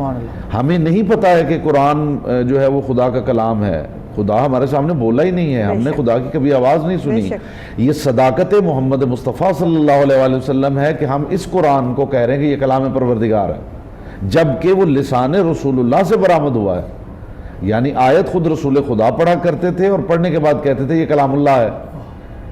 حد یہ ہے کہ پروردگار عالم نے جو صداقت لسان رسول اللہ صلی اللہ علیہ وسلم ہے, اسی کے اوپر آپ کا پورا دین ٹکا ہوا ہے. بے شک. حد یہ ہے کہ سورہ توحید اگر آپ پڑھتے ہیں تو پروردگار عالم نے خود یہ کہا ہے قل هو اللہ احد, کہ میرے حبیب تو کہہ دے کہ اللہ ایک ہے. یعنی خدا کی وحدانیت بھی جو ہے وہ بھی مرہون منت ہے صداقت لسان محمد مصطفیٰ صلی اللہ علیہ وسلم, کہ میرے حبیب تو کہہ دے کہ اللہ ایک ہے. خدا نے نہیں آ کے کہا بندوں کو کہ مجھے پہچانو میں ایک اللہ ہوں یا میں ایک ہوں, اے میرے حبیب تو کہہ دے. اس کا مطلب ہے کہ جو حرف کل ہے قرآن کا, حرف کل کے اوپر اس پروردگار کی وحدانیت ٹکی ہوئی ہے, اللہ کا پورا دین ٹکا ہوا ہے, اور وہ جو کل ہے وہی لسان محمد مصطفیٰ صلی اللہ علیہ وسلم ہے. پورے کا پورا دین اگر آپ بند کریں کسی ایک چیز کے اندر تو وہ صداقت رسول خدا صلی اللہ علیہ وسلم. اور اگر صداقت محمد مصطفیٰ صلی اللہ علیہ وسلم کو الگ کر لیا جائے تو پورا دین آپ کا جو ہے اس کی عمارت یوں گر جائے گی جیسے ریت کی بنی ہوئی اور ختم. آپ یہ کہتے ہیں کہ ایمان کی پہلی جو ستون ہے یا پہلا جو جس چیز پہ ایمان لائی وہ صداقت حضور صلی اللہ علیہ وسلم ہے. پہلا اور آخری, ون اینڈ اونلی, بے شک. آخری کچھ بھی نہیں ہے. کچھ بھی نہیں ہے. بے شک کچھ بھی نہیں. صداقت لسان مصطفیٰ اور بس صداقت لسان مصطفیٰ, اسی کا نام دین، لیکن اس کے علاوہ کچھ ہے ہی نہیں۔ ہم کاذبین کی مثال آپ کیا دیں گے کہ کاذبین کون ہے؟ اللہ تعالیٰ جن کو فرما رہا ہے وہ کون لوگ ہیں، اور ان کی مثال دنیاوی زندگی سے آپ کس کو دیتے ہیں، یا جن کے بارے میں اللہ نے فرمایا آپ اس مثال کو کس طرح آپ ہمارے ساتھ ڈسکس کریں گے؟ دیکھیے دین جو ہے اس کا جو طریقہ کار ہے تفہیم کا وہ یہ ہے کہ دین ظاہر سے باطن تک آپ کو لے کے جاتا ہے۔ دین ظاہر کی بات کرتا ہے اور ظاہر سے آپ کی اپروچ ڈیولپ کرتا ہے کہ آپ باطن تک پہنچ جائیں۔ یوں سمجھ لیجئے کہ دین آپ سے بات کرے گا روزے کی، کہ آپ روزے میں کیا کرنا ہے، بھوکے پیاسے رہنا ہے اور ایک خاص وقت سے خاص وقت تک یہ ہے نبھانا ہے۔ دین آپ کو یہاں سے شروع کرتا ہے، لیکن جیسے ہی آپ روزہ رکھتے ہیں تو آہستہ آہستہ دین آپ کے کان میں پھونکنا شروع کر دیتا ہے کہ میاں صرف یہ روٹی پانی کا مسئلہ نہیں ہے، یہ بڑی ڈیپ بات ہے، ذرا تھوڑا اور گہرا اترو تو یہ بڑی لمبی کہانی ہے، اور وہ آپ کو وہاں پہ چلا جاتا ہے۔ اچھا دین آپ کو شروع کرتا ہے حج سے، کہ آپ وہاں پہ جائیں اور جا کے حجر اسود کا بوسہ لیں اور صفا و مروہ کے درمیان صحیح کریں اور یہ شیطانوں کو کنکر ماریں، لیکن جیسے آپ وہ کرنے لگتے ہیں تو آپ کی سمجھ میں آنا شروع ہو جاتا ہے کہ دین تو اصل میں اس کے ذریعے مجھے کہیں اور لے کے جانا چاہتا ہے۔ یہ جو شیطانوں کو کنکر مروا رہا ہے اس کا مطلب ہے دین میرے اندر کسی برے کی نفرت بھی بیدار کر رہا ہے، کہ صرف اچھے سے محبت ہی کا اظہار نہیں ہے، یہاں برے سے نفرت کا اظہار بھی کرنا ہے۔ دین جو ہے مجھے ایک پتھر جو ہے اس کو چومنے کا کہہ رہا ہے اور ان پتھروں کو مارنے کا کہہ رہا ہے، تو اس کا مطلب ہے دین بتا رہا ہے کہ سارے پتھر ایک جیسے نہیں ہیں۔ یہ جو ظاہر سے باطن تک کا سفر ہے یہی مقصود دین ہے، یہی دین کا۔ یہاں بھی جو آپ جھٹلانے کی اور جھوٹ کی بات کر رہے ہیں تو ظاہراً تو یہ ہے کہ ہر وہ ریئلٹی، ہر وہ سچ جس کو لوگ مانتے ہیں، تسلیم کرتے ہیں کہ یہ سچ ہے، مثلا اس وقت رات ہے تو آپ کہیں کہ رات ہے، لیکن میں کہوں کہ رات نہیں ہے جبکہ میرے پاس کوئی دلیل نہ ہو تو میں جھوٹ بول رہا ہوں۔ اور اگر میں خود یہ نہیں کہہ رہا بلکہ میں آپ کے بارے میں یہ کہہ رہا ہوں کہ آپ غلط کہہ رہی ہیں تو پھر میں جھٹلا رہا ہوں۔ قرآن مجید میں جتنا تکرار اس کا ہوا ہے مجھے دوسرے لفظ کا تکرار ملا نہیں ہے۔ فَبِأَيِّ آلَاءِ رَبِّكُمَا تُكَذِّبَانِ، تم دونوں خدا کی کس کس نعمت کو جھٹلاؤ گے۔ اتنی ریپیٹیشن ہے، مجھے یوں لگتا ہے جیسے پروردگار یا تو ہمیں ہمارے دلوں میں اتار دینا چاہتا ہے، کیونکہ بات ریپیٹ یا تو تب کی جاتی ہے جب آپ یاد کروانا چاہتے ہیں، یا پھر کہنے والا خود اتنا لطف لے رہا ہو کہ بار بار خود کر رہا ہے، یا تو پروردگار کو خود اتنا لطف آ رہا ہے کہ وہ بار بار اس کی بات کر رہا ہے، یا پھر وہ ہمارے ذہن نشین کرنا چاہتا ہے کچھ ایسے لوگ جو جھٹلانے والے لوگ ہیں، جو حق کو جھٹلاتے ہیں، جو سچوں کو جھٹلاتے ہیں، جو سچ کو جھٹلاتے ہیں، وہ کاذبین ہیں، وہ مکذبین ہیں، وہ لوگ ہیں جن پر خدا کی لعنت ہے۔ اور خدا نے یہ واضح لفظوں میں کہا ہے کہ خدا جھوٹوں سے محبت نہیں کرتا، خدا سچوں سے پیار کرتا ہے، خدا جھوٹوں پہ لعنت ہے۔ جنہیں قرآن میں کاذبین کہا گیا ہے، کاذب کہا گیا ہے، کیا وہ جو یونیورسل ڈیفینیشن ہے سچ کی اس کے مخالف آتے ہیں؟ بالکل آتے ہیں، وہاں سے تو شروع ہوتا ہے معاملہ، وہاں سے تو بھائی معاملہ شروع ہوتا ہے۔ جب دین بات کرتا ہے نا تو دین یہاں سے شروع کرتا ہے اور وہاں پہ لے کے جاتا ہے۔ یہ جس یونیورسل ٹروتھ کی بات آپ کر رہے ہیں نا، سچ مطلب کیا؟ سچ کا مطلب کیا؟ سچ کا مطلب یہ ہے کہ جو چیز میں دیکھ رہا ہوں اسے من و ان میں اس کا اظہار کروں، ایسا ہی ہے جی۔ اچھا یہاں پہ جو معاملہ ہے وہ بڑا عجیب ہے۔ میں اگر سڑک پہ جا رہا ہوں، گرمیوں کا موسم ہے، جیسا آج کل آپ ٹریولنگ کرتے ہیں اور سڑک پہ میں دیکھ رہا ہوں پانی ہے، اور میں آپ سے کہہ دوں بھائی سڑک پہ، اس سڑک پہ نہ جائیے وہاں پہ پانی ہے، میں سچ بول رہا ہوں جھوٹ بول رہا ہوں؟ وہ ایک تو عکس بھی ہوتا ہے نا کہ آپ کو دور سے عکس نظر آ رہا ہے، وٹ ایور عکس ہی ہے، وہ فرض کریں وہ عکس ہی ہے۔ میں کہہ رہا ہوں کہ بھائی سڑک پہ نہ جانا وہاں پانی ہے، میں غلط کہہ رہا ہوں صحیح کہہ رہا ہوں؟ جب تک میں دیکھوں گا نہیں میں کیسے کہہ سکتا ہوں؟ نہیں، آپ اگر میری بات کریں، ہاں اگر آپ پہ میرا یقین ہوگا تو میں کہوں گا سچ بول رہے ہیں۔ سچ بول رہے ہیں، ٹھیک ہے۔ ریئلٹی یہ ہے کہ میں نے جو دیکھا ہے میں نے وہ بیان کیا ہے، یہ میری پرسیپشن ہے، ریئلٹی نہیں ہے۔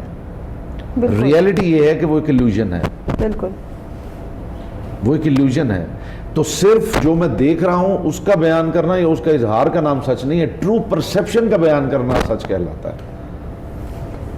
اگر دو افراد آپس میں گتھم گتھا ہیں اور آپ نے یہ کہہ دیا باہر جا کے کہ دو بندے لڑ رہے ہیں، تو بعد میں پتہ چلا کہ جناب وہ تو آپس میں مذاق کر رہے تھے، تو اس کا مطلب یہ ہے کہ آپ نے جو دیکھا وہ بیان کیا، لیکن آپ کی جو پرسیپشن ہے وہ غلط ہے، وہ غلط ہے۔ سچ کے لیے اب دیکھیں یہ سچا ہونا کتنا مشکل ہے۔ سچ کے لیے محض حقیقت واقعہ کو بیان کرنا ہی ضروری نہیں ہے، سچ کے لیے آپ کی پرسیپشن کی ایکوریسی بھی ضروری ہے۔ بالکل۔ اب سوچئے کہ جنہیں پروردگار کہے گا یہ سچے لوگ ہیں، ان کی پرسیپشن کس معیار کی ہوگی، ان کی ایکوریسی کس معیار کی ہوگی، جنہیں خدا نے یہ سند دے دیا کہ یہ سچے ہیں۔ اگر زندگی میں کسی جگہ پہ ان کی پرسیپشن میں کوئی فالٹ نکل آیا تو یہ نہیں کہ یہ سچے نہیں رہیں گے، معاذاللہ وہ سچا نہیں رہے گا جس نے یہ ثبوت دیا ہوا ہے، جس نے یہ سرٹیفائی کیا ہوا ہے کہ یہ سچے ہیں۔ بالکل۔ اور جو ایسے لوگوں کو جھٹلائے، جو ایک ایسی ریالٹی کو، ایسی حقیقت کو جھٹلائے، وہ سارے کاذبین ہیں، اور کیسے ممکن ہے کہ پروردگار ان سے محبت کرے؟ بالکل بے شک۔ اچھا ہمارا جو ظاہری بات ہے ٹاپک ہے، اس کی گفتگو تو جتنے بھی سوالات کر وہ تو جاری رہے گی، سوال تو ہمارے ڈھیر سارے ہیں، لیکن ظاہری بات ہے قبلہ کا وقت بہت ضروری ہے ہمارے لیے، ہمیں بہت کچھ جاننا ہے قبلہ سے۔ اسی کے ساتھ ہمارے پاس ایک بریک کا وقت ہوا ہے، بریک کے بعد واپس آتے ہیں، آپ دیکھتے رہیے گا پروگرام ادائے رمضان۔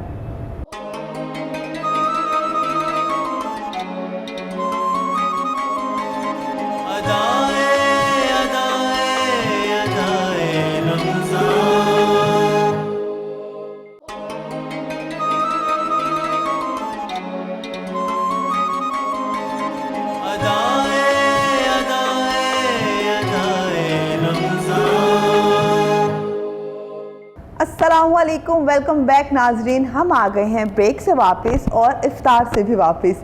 کراچی میں اور لاہور میں افطار ہو چکا ہے اور ہم سب نے بھی افطاری کر لی ہے، ڈاکٹر عمیر کی انرجی بھی واپس آ چکی ہے افطاری کے بعد، ماشاءاللہ سے ٹھیک ٹھاک۔ انرجی آج بہت بہتر تھی کمپیریٹیولی آپ سے نہیں ماشاءاللہ ٹھیک ٹھاک کھاتے ہیں، نو ڈاؤٹ اس میں بڑی اچھی انرجی ہوتی ہے ان کی افطاری کے بعد، تو بولنے کی اسپیڈ ہی اور ہو جاتی ہے۔ تو ہمارا جہاں پہ ٹاپک، جس آج کا جو ہمارا ٹاپک تھا سچ تھا، اس پہ ہم نے الحمدللہ ایک تفصیلی گفتگو کی، بہت سے ایسے سوال تھے جو ہم نے کیا، کچھ سوال ایسے ہیں جو شاید ہمارے رہ گئے کیونکہ ہم اپنے سیگمنٹس کی طرف جانا ہوتا ہے۔ وہ کیا نام کوسچنز کریں گے ہم، جو ہمارے کچھ کوسچن رہتے ہیں اگر اچھا یہ آپ ان کی کسی بات پہ نہ جائیں، ہم ایسا کوئی وعدہ نہیں کر رہے آپ کے ساتھ، کیونکہ ہمارے ساتھ ایسے دو عظیم شخصیات موجود ہیں کہ ہمیں اتنے زیادہ سوال ہوتے ہیں، تو جو سوال ہمارے پاس ہوتے ہیں تو اس کے باوجود ہم سوالوں سے سوال نکال لیتے ہیں، اور ہمارے جو سیگمنٹس ہیں حلقہ درود ہے، تسبیحات رمضان ہے، روزہ اور صحت ہے، تعلیم و تربیت ہے، اور آخر میں ہم سنہری بات کرتے ہیں۔ تو میرا خیال ہے پہلا سیگمنٹ اب ڈاکٹر عمیر سے کیا جائے اور ان کی طرف چلتے ہیں۔ ان کا جو سیگمنٹ ہے روزہ اور صحت ہے، تو ڈاکٹر عمیر کیسے ہیں آپ؟ ایز اے ہوسٹ اب میرا فرض بنتا ہے آپ کا حال پوچھنا، اب آپ گیسٹ ہو چکے ہیں۔ الحمدللہ آپ ٹھیک ہے؟ آپ کی افطاری اچھی سے ہوئی ہے؟ جی جی چلے دیٹس آپ ساتھ ہی تھیں افطاری میں؟ جی جی۔ اچھا ڈاکٹر عمیر، ہمارا جو سیگمنٹ ہے روزہ اور صحت، اس میں آج ہمارا ٹاپک ہے ہیپاٹائٹس سی۔ آپ ہیپاٹائٹس سی کو کس طرح ہمارے ساتھ ڈسکس کر سکتے ہیں، اس کی وجوہات کیا بنتی ہیں، اور انسانی صحت پہ اس کی کیا وہ جو بھی سائیڈ افیکٹس ہیں وہ کیا ہے، اور یہ اگر ہو جائے تو اس کا کوئی علاج ہے نہیں ہے، ہمارے ملک میں ہے یا باہر کے ملک میں آ چکا ہے، اس کو تھوڑا سا ڈیٹیل سے ہمارے ساتھ ڈسکس کریں۔ بسم اللہ الرحمن الرحیم۔ سب سے پہلے تو یہ ہے کہ آپ نے جو پوری پریزنٹیشن ہے نا وہ ایک ہی کویسچن میں پوچھ لی ہے، لمبا کویسچن بہت تھا آپ کا۔ سب سے پہلے یہ دیکھیں کہ ہیپیٹائٹس ہوتا کیوں ہے، ہیپیٹائٹس بیماری کس کی ہے؟ اس کو بیسیکلی آپ جگر کی، لیور کی بیماری کہتے ہیں۔ لیور بیسیکلی آپ کا جو بلڈ ہوتا ہے اس کو فلٹر کرتا ہے، ٹھیک ہے۔ جو ہیپیٹائٹس ہے وہ جگر کی بیماری ہے۔ وہ بیماری کیوں ہوتی ہے؟ ہماری کیا نا فضول طرح کے کھانے کھانے سے، ہمارے اندر جس طرح آج کل اس کا جو جگر ہے وہ سوج جاتا ہے۔ وہ سوجے گا کیوں؟ کہ ہم جس طرح کی کاربونیٹڈ واٹر آج کل جو ہم لے رہے ہیں بہت زیادہ یوز کر رہے ہیں روزوں کے اندر، اس کے اندر پرابلم ہو سکتی ہے۔ ہم وہ میٹ بہت زیادہ یوز کر رہے ہیں، اس سے پرابلم ہو سکتی ہے۔ اور جب تک ہم ان چیزوں کو کہتے ہیں نا کہ ایک چیز کی معیار ہوتی ہے، ایک چیز کا لیول ہوتا ہے، اس لیول تک اسے یوز کریں تو ٹھیک رہیں گے، جیسے ہی اس سے اوپر جائیں گے آپ کو پرابلم شروع ہو جائے گی۔ آپ پہلے یہ دیکھیں کہ جو لیور ہے نا وہ آپ کا امپورٹنٹ آرگن ہے باڈی کا، جس نے پوری باڈی کو یہاں سے آپ کے وہ کیا نام ہے بلڈ سپلائی کرنا ہے۔ جب آپ خوراک لیتے ہیں اور اچھی ڈائٹ لیتے ہیں نا، جو آپ کے اچھے وٹامنس ہوتے ہیں وہ خوراک میں سے لے کے آپ کی پوری باڈی میں وہ اسے ڈسٹریبیوٹ کر دیتا ہے، جس سے آپ کے اندر انرجی آتی ہے۔ ابھی جیسے روزہ کھول کے آتے ہیں، اگر ہم صحیح طرح کھولیں، جو سادگی سے، جو حافظ صلی اللہ علیہ وآلہ وسلم کا کیا نام ہے کہ طریقہ کار تھا کہ سادگی سے ہم کھولیں اور سادہ غذائیں یوز کریں گے تو اس سے ہمیں کوئی پرابلم نہیں ہوگی۔ پھر آپ کا کویسچن تھا یہ ہوتا کیوں ہے؟ یہ آپ کو یہ کہتے ہیں کہ بیماری لگ سکتی ہے کسی کے چھونے سے۔ چھونے سے اس طرح نہیں ہے کہ آپ سلام لیں اس سے پرابلم ہو جائے، اس طرح زیادہ تر یہ ہوتی ہے ہاسپٹلس میں، جب آپ خون بلڈ کیا نام ہے ٹرانسفیوژن ہوتا ہے، آپ ایک کا خون دوسرے کو لگ رہا ہوتا ہے، بلڈ لگتا ہے جنہیں خون کی ضرورت پڑ گئی ہے، تو اس میں یہ ہوتا ہے کہ پہلے جس کا خون لگانا ہے پہلے اس کا ٹیسٹ کر لیں، ٹھیک، پھر آپ کے آگے ریلیشنس میں آ جاتا ہے، ہاں کوئی ریلیشن کسی سے بنا ہوا ہے، جیسے اس لیے تو کہتے ہیں کہ اب جب آپ شادی کر رہے ہیں تو آپ کام کا اپنے یہ بیسک ٹیسٹ کروائیں تاکہ یہ پھیلے نہ۔ پھر اکثر آپ دوست وغیرہ ہوتے ہیں، آپ کی بہت زیادہ ایک دوست سے اٹیچمنٹ ہوتی ہے، آپ اس کی چیزیں یوز کر لیتے ہیں، ایک سائلنٹ ہے بعض لوگوں کو پتہ ہی نہیں چلتا کہ مجھے ہیپیٹائٹس ہو گیا ہوا ہے, وہ یہ فلو سے شروع ہوتا ہے. اچھا, اس کا جو خطرناک سٹیج یہ سی ہی ہوتا ہے یا اے بی میں بھی کچھ؟ ہر چیز اس وقت جو جس طرح جتنی ترقی ہو گئی ہے نا, ہر چیز کیوریبل ہے. یہاں تک اب ایڈس تک بھی کیوریبل ہے, یہ ہے کیوریبل ہے الحمدللہ. 75% کیوریبل ہے. آپ اگر میڈیسن لے کے میڈیسن کو یوز کریں اور اپنے جو کہ پریکاشنس میئرس جو ہیں آپ ان کو دیکھیں تو یہ کیوریبل ہے. اس میں صرف آپ کو احتیاط کی ضرورت ہوتی ہے. 6 ماہ کا کورس ہوتا ہے, آپ نے وہ کرنا ہوتا ہے لگاتار. اس میں آپ نے آج آپ نے میڈیسن لے لی, کل نہیں لی تو یہ پرابلم. اس کا کوئی اور بھی نام ہوتا ہے؟ ہم ہیپیٹائٹس سی کے کہتے ہیں, وہ کہتے ہیں, اور اس کو یہ وہ یرکان کہتے ہیں, یرکان ذرا کالا یرکان پیلا یرکان, یہ وہ وہی ٹائپ ہیپیٹائٹس اے بی سی. لیکن سی کیونکہ ڈینجرس ہوتا ہے, یہ آگے جا کے پھر لیور کینسر کا بھی باعث بن سکتا ہے. تو اس میں یہ جتنی آپ اچھی خوراک لیں گے نا, جیسے ابھی آپ جائیں گے فیٹی لیور ہو گیا آپ کا, بالکل فیٹی لیور وہ آپ کو اس طرح آپ کو نہیں پرووائڈ کر سکے گا. جیسے دیکھتے ہیں نا, ایک موٹا آدمی ہے فیٹی ہے تو وہ اپنے فنکشن اس طرح نہیں کر پاتا جس طرح ایک نارمل بندہ کر لے گا. نہیں, ایک موٹا آدمی ہونا کوئی اگر میں جنرل بتا رہا ہوں, اگر آپ کرنا اس کا لیور سے تو کوئی کیوں نہیں ہوگا, لیور اس کا لیور بھی فیٹی ہوگا, چیک کروا کے دیکھیں. اچھا, لیور فیٹی مختلف وجوہات پہ ہو سکتا ہے, لازمی نہیں ہے کہ آپ کے ہیپیٹائٹس کے اندر ہو. ہیپیٹائٹس کے اندر آپ کی وہ لیور بائیوپسی آتی ہے, وہ نیڈل سے وہ آپ کا چھوٹا ٹکڑا لیتے ہیں لیور کا, چیک کرواتے ہیں کہ آیا ہیپیٹائٹس ہے کہ نہیں ہے. سوزش جو بھی سوزش ہو رہی ہوتی ہے, جگر سویل کر رہا ہوتا ہے, انفلمیشن ہو رہی ہوتی ہے, اس وقت آپ کے ہیپیٹائٹس کے ہونے کے چانس زیادہ ہوتے ہیں. اس میں آپ کسی کا جو آپ پوچھیں کہ اگر اس کی علامات کیا ہیں, فلو ہوگا, بخار ہوگا, آپ کا ویٹ سڈن ڈاؤن ہونا شروع ہو جائے گا, آپ کو تھکاوٹ محسوس ہو جائے گی جس طرح, اور رنگ پیلا پڑنا شروع ہو جاتا ہے, اور آپ کا جو یورن ہے وہ ڈارک یلو کلر میں آ جائے گا. اسے آپ کو یہ آپ کی اس کی کیا سمٹمس ہیں. آپ کی آنکھیں اکثر دیکھتے ہیں پلاہٹ آ جاتی ہے, آپ کے چہرے کہتے ہیں یار تیری شکل لگ رہی ہے, اجڑی ہے. تو پلاہٹ جو آ رہی ہوتی ہے نا, وہ یہی چیز ہوتی ہے ہیپیٹائٹس کی. اس میں یہی ہے کہ آپ کو احتیاط کرنی جتنی زیادہ کر سکتے ہیں. آپ ایک دوسرے کا اس لیے تو منع کرتے ہیں, ایک دوسرے کا جھوٹا چمچ اور جھوٹا کیا نام ہے گلاس میں پانی نہ پیو. اچھا, یہ لازمی نہیں کہ کسی کو کوئی بیماری ہو تو تبھی ہے, یہ میرا خیال ہے انسان کو ویسے بھی ایک جھوٹا پانی اور ایک کوئی ایسی چیز جو آپ اپنے زبان کے ساتھ جو آپ کے لعاب کے ساتھ ٹچ ہو گئی اس کو نہ ہی یوز کیا جائے تو کافی بیماریوں سے میرا خیال آپ بچ سکتے ہیں. اب آپ کو نہیں پتا مجھ میں کیا چیز ایکٹیو ہے, بالکل ایسے ہے. آپ میں کیا ہے, ہو سکتا ہے آپ کے سمٹمز ایکٹیو ہوں, بالکل ایسے ہی ہے, میرے میں سمٹمز ایکٹیو ہوں, آپ یوز کر لیں گے کوئی پرابلم ہو جائے گی. بالکل. اس لیے کہتے ہیں کہ ہر 6 ماہ بعد آپ اپنے ٹیسٹ ریپیٹ کروائیں. ایک نارمل آدمی کو ہر 6 ماہ بعد اپنے ٹیسٹ کروانے چاہیے. صحیح, آپ ٹیسٹ کروائیں, پتہ چلے کیا پرابلم ہے کیا نہیں ہے. آج کل تو الحمدللہ جتنی ترقی ہو چکی ہے, ہر ڈیزیز کا علاج, ہر ڈیزیز کیوریبل ہے. اس کی بہترین ڈائٹ کیا, اگر رمضان کے حوالے سے دیکھیں جو ہیپاٹائٹس کے پیشنٹس ہیں, یا ہم رمضان سے ہٹ کر دیکھیں جو ان کی نارمل جو روٹین ہے لائف کی, اس میں ان کو بہترین ڈائٹ کیا, کون سی چیز کھانی چاہیے, کون سی سبزی میٹ کیا کیا یوز کرنا چاہیے, کیا نہیں یوز کرنا چاہیے؟ میں نے وہ پہلے بتایا کہ ایک تو پہلے یہ دیکھ لیں جو ہیپیٹائٹس کا پیشنٹ ہوگا وہ روزہ نہیں رکھ سکے گا. اچھا, کیونکہ اس کو ایک بہت زیادہ پیاس لگ رہی ہوتی ہے, اس میں اپنے پانی جتنا زیادہ ہوتا ہے پینا ہوتا ہے, پیاس کو زیادہ لگ رہی ہوتی ہے, اور ویکنس بہت ہوئی ہوتی ہے. مڈ آف جب آپ کا ٹائم درمیان میں آ جائے گا, جس طرح گرمیوں کے روزے ہیں, وہ بہت زیادہ تھکاوٹ شروع ہو جائے گی, اسے پیاس لگنا شروع ہو جائے گی, تو وہ روزہ نہیں رکھ سکتا. وہ قرآن پاک میں بھی ہے نا, ومن کان مریضا او علی سفر فعدۃ من ایام اخر. اگر آپ مریض ہیں یا سفر میں ہیں تو آپ اپنے روزے بعد میں پورے کر سکتے ہیں. پہلے علاج کریں گے, وہ کہنا جان ہے تو جہان ہے, تو جب تک آپ کی صحت اجازت نہیں دے گی آپ روزہ کیسے رکھ سکتے ہیں. تو دین جو ہے وہ ایک نام ہے اس کا آسانی کا, مشکل کا نام نہیں ہے. بالکل, تو اس لیے بہت زیادہ آسانی ہے اس کے اندر. تو جہاں پہ آپ نے کہا کہ خوراک کون سے رکھ سکتے ہیں, آپ نے جب بھی آپ کو ہیپیٹائٹس ہوگا سمپل خوراک رکھیں. آپ اس میں آج کل جو ہے آپ کا پھل آ رہا ہے سیب, آپ وہ ود کیا نام ہے اس کے چھلکا نہ ہوتا ہے, چھلکے سمیت کھا لیں. پھر آپ اس میں یوز کر سکتے ہیں لیمو پانی جو ہے وہ یوز کر سکتے ہیں. پانی جتنا زیادہ ہو پئیں آپ. اپنی جو آئلی چیزیں ہیں ان کو بند کر دیں, بھول جائیں, اپنی آئلی چیزوں کو بالکل بھول جائیں.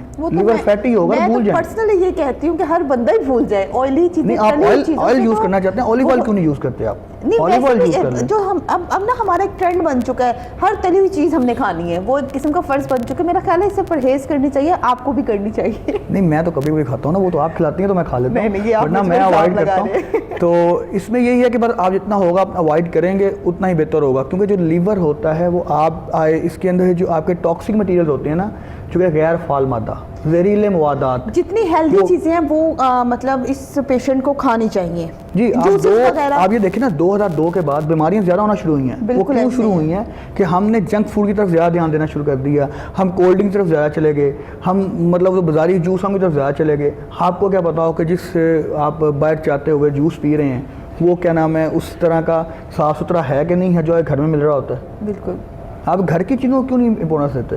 یہ بالکل ساتھ کی طرف کیوں نہیں جاتے؟ میرے سے پوچھ رہے ہیں؟ جی میں آپ سے پوچھ رہا ہوں، جنرل ایک بات کر رہا ہوں کہ آپ ٹائم کا پرابلم ہو جاتا ہے اور کوئی بتا دیجیے میرے سے اگر سوال کریں گے تو. ڈاکٹر عمیر تھینک یو، آپ کا سیگمنٹ بڑے اچھی آپ نے ہمیں چیزیں بتائیں.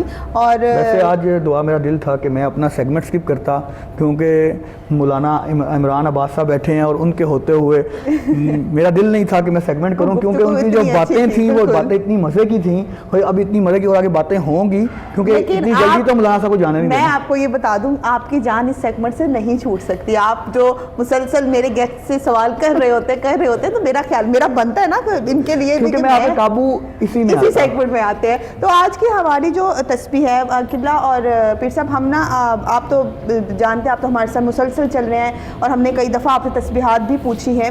تو آپ جیسے کہ جانتے ہیں ہم روز کسی نہ کسی تسبیح کو ڈسکس کرتے ہیں. ہمارا ایک سیگمنٹ ہے تسبیحات رمضان. تو اس حوالے سے میں آپ دونوں سے جاننا چاہوں گی کہ آج کے مخصوص دن کے حوالے سے ہمارے پاس کون سی تسبیح ہے اور آج کے دن کے حوالے سے. اور اب تو ویسے بھی میرا خیال اب ہم کل کا روزہ رکھیں گے تو کل کے دن کو بھی لے کر اگر آپ ہمیں بتائیں کہ ہم یہ تسبیح پڑھ سکتے ہیں تو اس کے اوپر آپ روشنی ڈالیں. آگے تسبیح یا اللہ یا رزاق. بسم اللہ الرحمن الرحیم. چونکہ اکثر مجھے میسیج میں یہ پڑھنے کو مل رہا ہے کہ ہم رزق کی وجہ سے پریشان ہیں، بالکل کاروباری حالات اور مہنگائی کی وجہ سے. تو اللہ پاک کا صفاتی جو نام ہے اس میں سے رزاق اللہ پاک کی صفت ہے. بے شک. اس کے ساتھ یا اللہ کا اضافہ کیے جائے یا اللہ یا رزاق 500 مرتبہ ہر نماز کے بعد 100 مرتبہ کرے. 5 نمازیں 500 مرتبہ اکٹھا بھی پڑھ سکتے ہیں.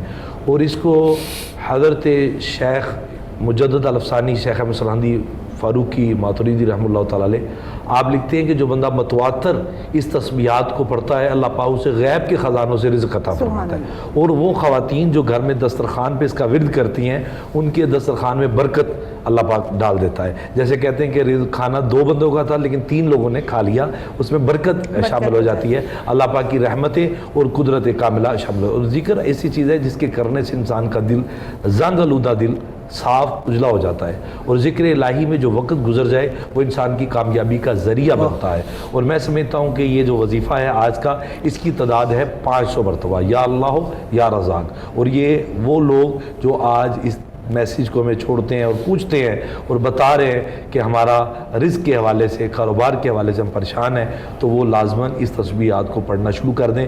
چونکہ اس میں اللہ پاک سے استدعا جو کی جا رہی ہے، دعا جو کی جا رہی ہے وہ رزق کے حوالے سے ہے. اللہ تعالیٰ کی ذات ہر چیز کو رزق عطا کرتی ہے، وہ کسی کا حق نہیں رکھتا. تو پروردگار عالم نے ہمیں شعور دیا ہے، ہمیں عقل دی ہے، تو اس کی تسبیحات جو ہے یہ ہمارے پاس وہ نعمتیں ہیں، وہ ذریعہ ہے. جیسے ہم کال ایک ملاتے ہیں تو ہمارا رابطہ کسی دوسرے بندے سے ہو جاتا ہے جس سے ہمیں مطلوبہ بات کرنی ہوتی ہے.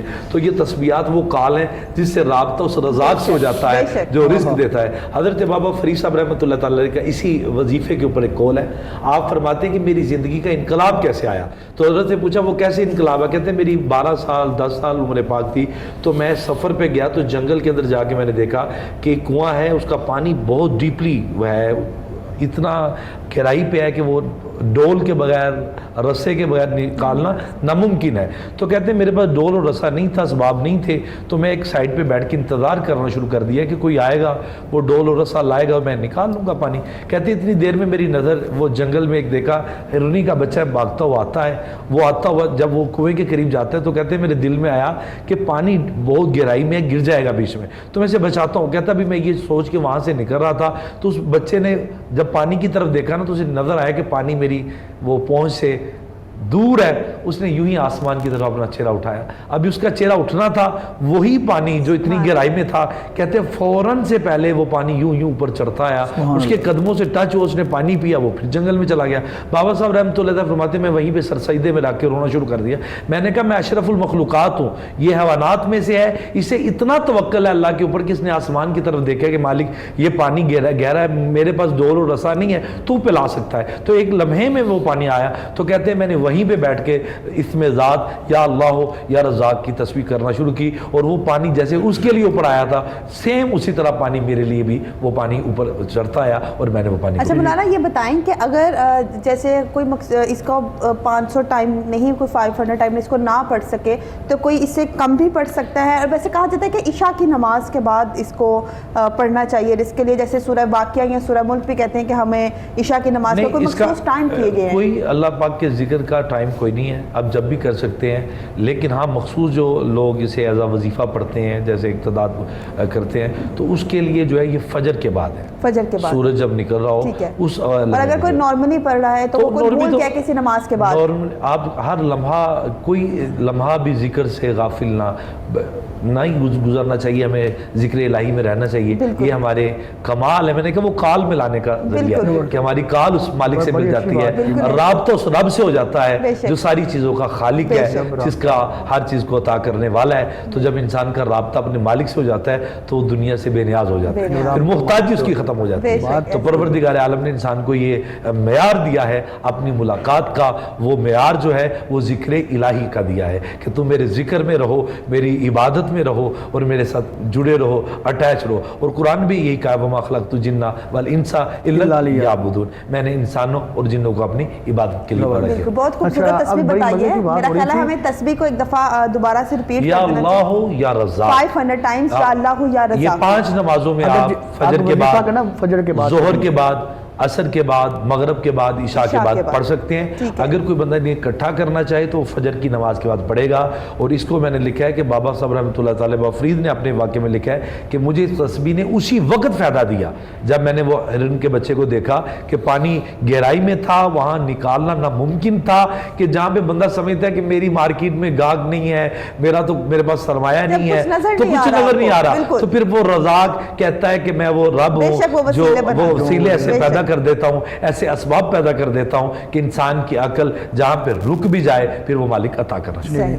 اب کیونکہ میں بڑی دیر سے کنٹرول کر کے بیٹھا ہوا تھا، میرا سوال تھا اور قبلہ میرا آپ سے سوال ہے. ابھی کچھ دیر پہلے بریک پہ جانے سے پہلے ہماری بات ہوئی تھی کاذب کیا ہے. آپ لعنت اللہ علی الکاذبین کہ جھوٹے پہ اللہ کی لعنت ہے.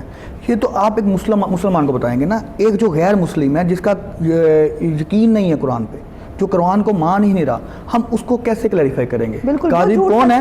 اور کیا وہ جو سچ کی ڈیفینیشن ہے، یونیورسل ایک ڈیفینیشن ہے، اس پہ پورا اترتا ہے وہ؟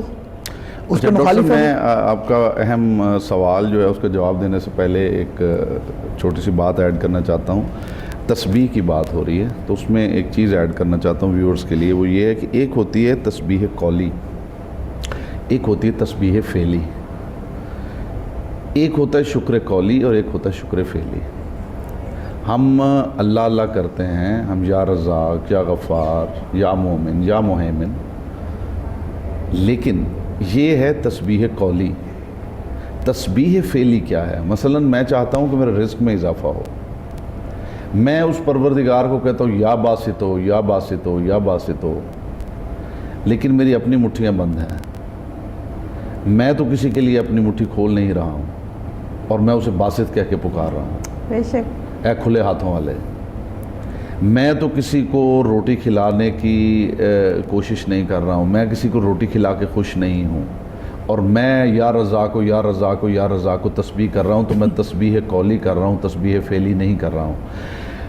اس کائنات میں کوئی ایسی چیز نہیں ہے جو تسبیح نہ کر رہی ہو. یسبح لہ ما فی السماوات و ما فی الارض، زمین و آسمان میں جو ہے وہ خدا کی تسبیح کر رہا ہے. اور میں یہ بات کرتا ہوں، اکثر میں نے یہ بات کی ہے کہ رسول اکرم صلی اللہ علیہ وسلم کے دست مبارک پر جن پتھروں نے تسبیح پڑھی تھی، یہ ایک معروف معجزہ ہے رسول اکرم صلی اللہ علیہ وسلم کا. اصل بات یہ تھی کہ پتھروں نے تسبیح نہیں پڑھی تھی. پتھر پہلے بھی تسبیح پڑھتے ہیں، پتھر تسبیح ہی پڑھ رہے ہوتے ہیں. اصل یہ ہے معجزہ رسول اللہ کا کہ ان پتھروں کی جو تسبیح کی فریکوینسی ہے وہ سننے کے لائق انسانی کانوں کو انہوں نے بنایا. سبحان اللہ. معاملہ یہ ہے کہ تسبیح سب کر رہے ہیں. وہ تسبیح کیا ہے؟ وہ تسبیح یہ ہے کہ جو جس کام کے لیے خلق ہوا ہے وہ اپنی ڈیوٹی پرفارم کر رہا ہے. میں جس مقصد کے لیے خلق ہوا ہوں، میں اگر اس ڈیوٹی کو پرفارم کر رہا ہوں پراپرلی تو یہ میری تسبیح فعلی ہے. اگر میں رات کو کھانا کھا کے تو میں شکرن للہ کہہ کے سو جاتا ہوں، تو یہ شکر قولی تو ہے، شکر فعلی اس وقت ہوگا جب میں ہمسائے کا دروازہ کھٹکھٹا کے اسے پوچھوں گا کہ تمہارے بچوں نے کھایا ہے یا نہیں۔ ہمارے ساتھ مسئلہ یہ ہے کہ ہم اس پروردگار کو رحیم کہہ رہے ہیں، اور عین اسی وقت ابھی آپ گھروں میں جا کے دیکھیں، خدا نہ کرے کسی گھر میں ایسا ہو، میں مثال کے طور پہ بات کر رہا ہوں، گھر والے بیٹھ کے افطار کر رہے ہوتے ہیں، جو گھر میں کام کرنے والی ہیں، جو گھر میں کام کرنے والے ہیں، وہ باہر جو ہیں وہ کھڑے انتظار کر رہے ہوتے ہیں، وہ افطاری وہ بناتے ہیں اور وہ پیچھے کھڑے ہوتے ہیں اور وہ کھا رہے ہوتے ہیں۔ یہ کرنے کے بعد اگر آپ یا رزاق کو کہہ بھی دیں گے نا تو کچھ فرق نہیں پڑنے والا جب تک آپ اس تسبیح کو تسبیح فعلی میں نہیں۔ یعنی ہمیں تسبیح کرنے کے ساتھ اس پہ عمل بھی کرنا چاہیے۔ آف کورس جو بھی تسبیح ہے اس کی ایک حالت فعلی ہے، اس فعلی حالت تک اگر اس تسبیح کو آپ نہیں لے کے جاتے تو آپ بچوں کی طرح اور طوطے کی طرح وہ رٹتے جا رہے ہیں، آپ اس سے بینیفٹ نہیں لے سکتے۔ جی اگر جب آپ خدا کو کہہ رہے ہیں کھلے ہاتھوں والے، تو اپنی مٹھیاں بھی کھول کے دیکھیے۔ زبردست۔ تو ہاں جی، میرا سوال یہ تھا کہ آپ ہماری بات ہو رہی تھی فلانت اللہ علی الکاذبین، جی آپ نے کہا اللہ کی لعنت، ایک یونیورسل اس کی ڈیفینیشن ہے جو ایکسیپٹیبل ہو نان مسلم کے لیے۔ کہ ہمیں نان مسلم کوئی ہم سے پوچھتا ہے بھائی ہم نے جس طرح کسی بھی نان مسلم آگے کہے کہ کاذب کیا ہے، آپ تو مسلمان مجھے تو آپ کر دیں گے کہ اللہ یہ کہہ رہا ہے، میرا ایمان ہے اس کتاب۔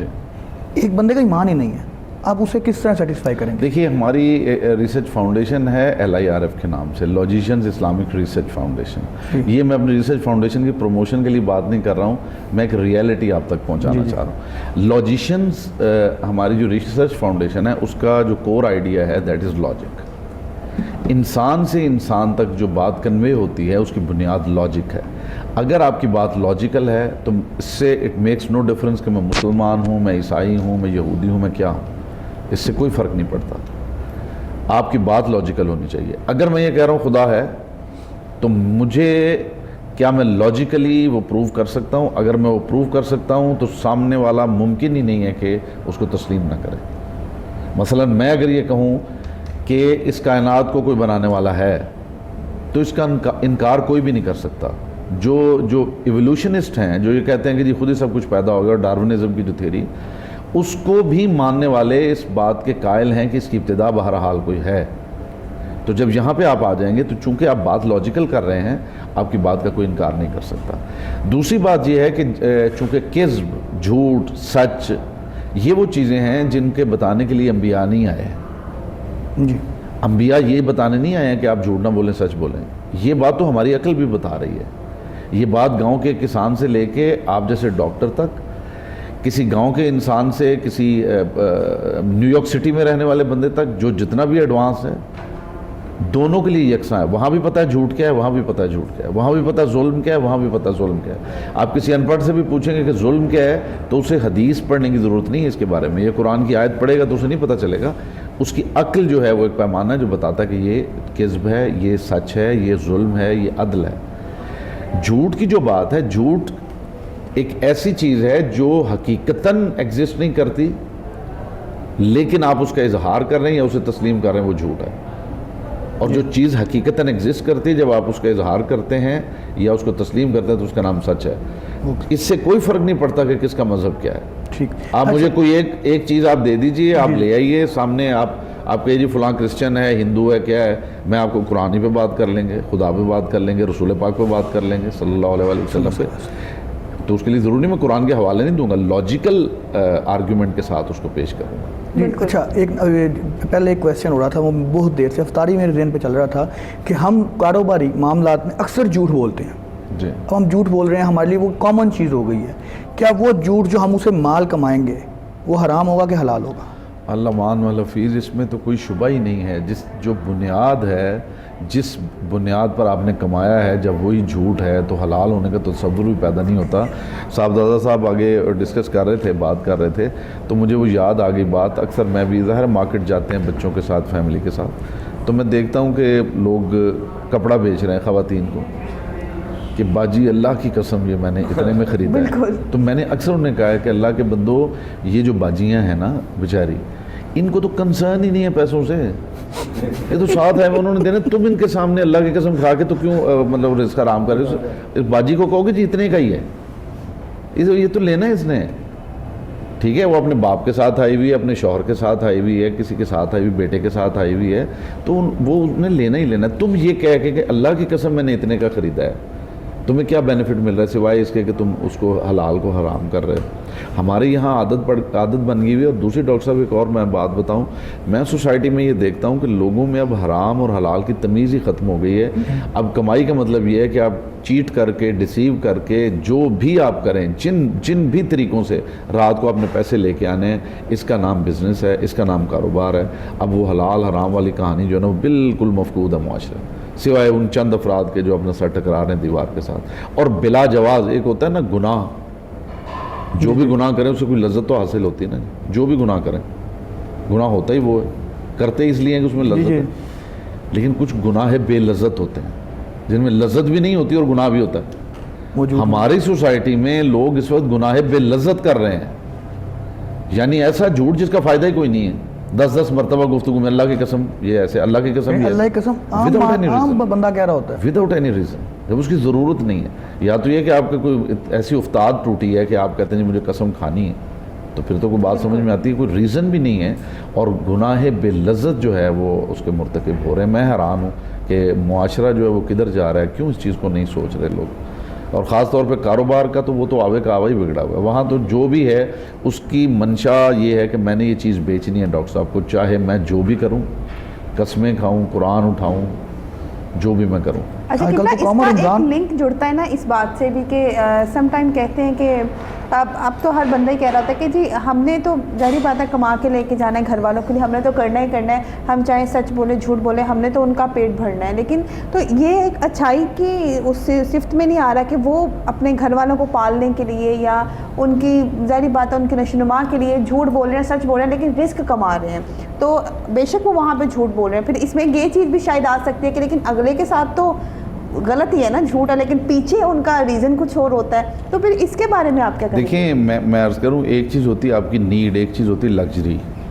جہاں بات آ جاتی ہے نا نیڈ کی, وہاں نیڈ کا مطلب یہ ہے کہ جس پہ آپ کی زندگی موقوف ہے, وہاں تو سور بھی حلال ہو جاتا ہے, وہاں تو مردار بھی حلال ہو جاتا ہے. جہاں زندگی موقوف ہے کہ انسان مر رہا ہے تو وہ تو سور کا گوشت بھی کھا لے گا تو اس کو زندگی بچانا واجب ہے. ہم کس پہ کر رہے ہیں؟ ہم کر رہے ہیں لگژریز پہ. بالکل ٹھیک ہے جی, میرے بچے نے یہ کہا ہے کہ واپسی پہ آپ نے جو ہے وہ KFC سے برگر لے کے آنا ہے, اور واپسی پہ آپ نے یہ لے کے آنا ہے, اور یہ میرا سوٹ آنا چاہیے, فلاں برانڈ کا آنا چاہیے. ہم ان چیزوں کی بات کر رہے ہیں. اور اگر واقعاً کسی کے بچے واقعاً بھوکے بیٹھے ہوئے ہیں کہ وہ چوزے منہ کھول کے بیٹھے ہوئے ہیں کہ ماما آئے گی تو وہ کھلائے گی, تو وہ تو باہر سے مرا ہوا سور بھی لا کھلا دے تو اس کا اجر ہے, صحیح, اس لیے کہ وہ مر رہے ہیں. یہاں معاملہ نیڈز کا نہیں ہے بیٹا, یہاں معاملہ ہے لگژریز کا. بالکل ہم لگژریز میں یہ سارا کچھ کر رہے ہیں. نیڈز تو بہت لمیٹڈ ہیں, نیڈز تو بہت لمیٹڈ ہیں. آپ یقین کریں نیڈز اتنی لمیٹڈ ہیں کہ ایک انسان اگر جنگل میں جا کے رہنا شروع کر دے وہاں بھی سروائیو کر سکتا ہے. جی تو کیوں ہاں میرا خیال ہے اب ہمیں ایک بریک لینی چاہیے. بریک کے بعد ہم واپس آئیں گے اور پھر ہم ڈسکس کریں گے اپنا حلقہ درود کا سیگمنٹ. اس میں آج میرا خیال ہے مولانا ہمارے ساتھ درود خضر ہے, جس پہ ہم تفصیلی گفتگو مولانا سے بھی کریں گے, قبلہ سے بھی اس بارے میں جانیں گے. تب تک رہیے گا ہمارے ساتھ, دیکھتے رہیے ادائے رمضان.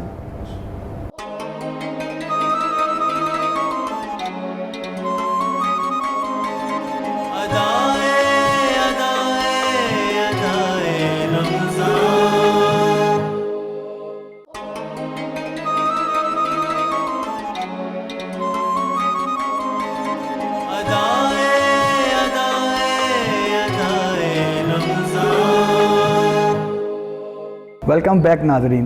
جیسا کہ آپ دیکھ رہے ہیں پروگرام ادائے رمضان, اور بریک پہ جانے سے پہلے ہم باتیں بڑی اچھی اچھی باتیں کر رہے تھے, اور مولانا کی اور پیر صاحب کی جو علم تھا اسے مستفید ہو رہے تھے. تو کیوں نہ دعا نعت سنی جائے. بالکل سمرا, کوئی اب اچھا سا کلام سنا دیں ہمیں. اپنا دامن بچھا کے مانگو, تم اپنا دامن بچھا کے مانگو, حضور دیں گے ضرور دیں گے, تم اپنا دامن بچھا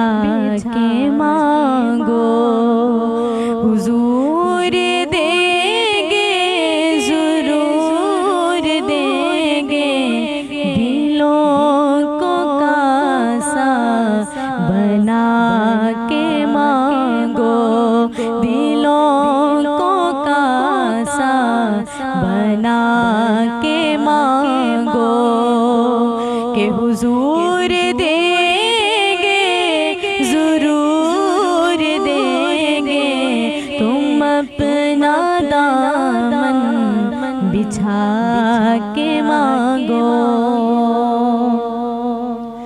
جہاں سے مولا علی نے مانگا جہاں سے ہر ایک ولی نے مانگا جہاں سے مولا علی نے مانگا جہاں سے ہر ایک ولی نے مانگا کہ انہی کی چوکھٹ پہ جا کے مانگو حضور دیں گے ضرور دیں گے تم اپنا دامن بچھا کے مانگو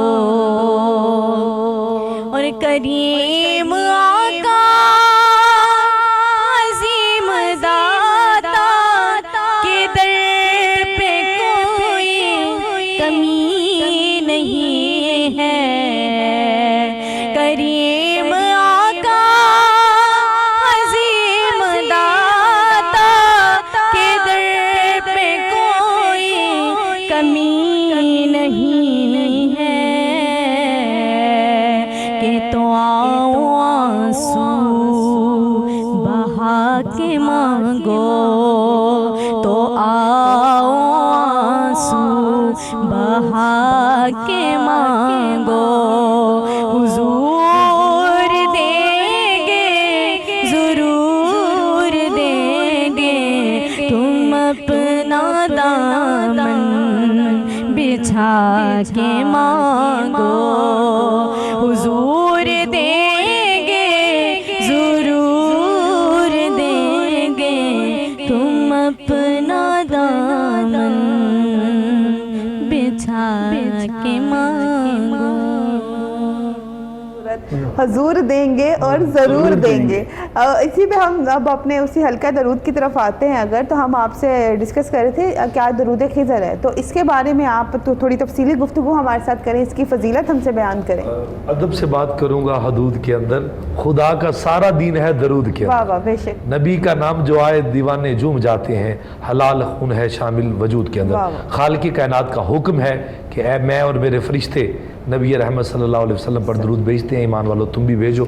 تو آج درود خضری کے حوالے سے صلی اللہ علیہ حبیب ہی سیدنا محمد وبارک وسلم, اس کو کہا جاتا ہے خواجہ خضر علیہ السلام اس کا وظیفہ کرتے تھے. اس کی کثرت سے حضور نبی پاک صلی اللہ علیہ وسلم, اور سلسلہ نقشبند ایک طریقت کا سلسلہ ہے, اس کے تصوف کے بزرگ فرماتے ہیں کہ وہ بندہ جس بندے کے گھر سے بیماری نہ جاتی ہو, مثال کے طور پہ ایک بندہ میڈیکل کے اعتبار سے فٹ ہے مگر اس کے باوجود اس کے جسم سے پین نہیں جاتی یا اس کے جسم سے کوئی ایسی بیماری نہیں جاتی, تو اس کے لیے وہ فرماتے ہیں کہ وہ یہ درود پاک کو صبح اور شام, ایک جب سورج نکل رہا ہو تب اور جب غروب آفتاب جو افطار کا وقت ہوتا ہے اس وقت میں 72 مرتبہ کسی چیز پہ دم کر کر پڑھ کر اب وہ کھائے, اللہ پاک اس کو شفا عطا فرما دیتا ہے. یعنی کہ صبح بھی 72 ٹائمز پڑھے اور شام میں بھی. ٹھیک ہے. یہ صبح کے ٹائم جب وقت نکلتا ہے فجر کی نماز کے بعد کا وقت, جسے چاشت کا وقت کہتے ہیں, جب سورج اپنا بلند ہو رہا ہے اس وقت میں اس کو پڑھ رہے, اور جب یہ غروب آفتاب کا وقت, جو افطار سے قبل افطاری کا جو وقت ہوتا ہے اس وقت میں یہ پڑھے.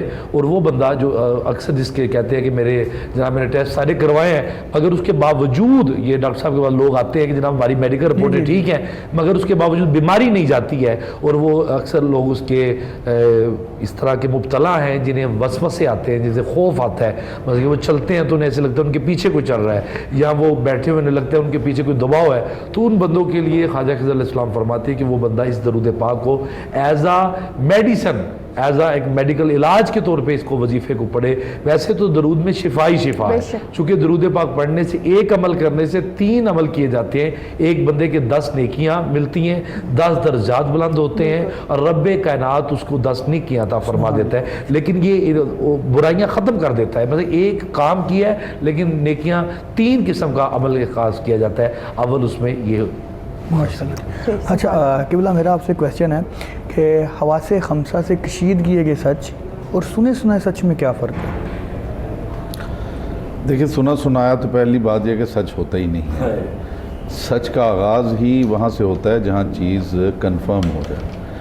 حواس خمسہ سے جو آپ ایکسٹریکٹ کرتے ہیں جسے اس کا تعلق آپ کی پرسیپشن سے ہے. آپ کیا دیکھ رہے ہیں, کیا سن رہے ہیں, کیا چکھ رہے ہیں, کیا آپ چھو رہے ہیں, وہ ساری آپ کی جو حواس ہیں اس کا تعلق آپ کی پرسیپشن سے ہے. اور پرسیپشن جو ہے وہ جنرلی تو سب کی ایک جیسی ہے, لیکن اس کے باوجود مختلف افراد کی پرسیپشنز جو ہیں وہ مختلف ہیں. دیکھنے کے اعتبار سے, سننے کے اعتبار سے وہ مختلف ہیں.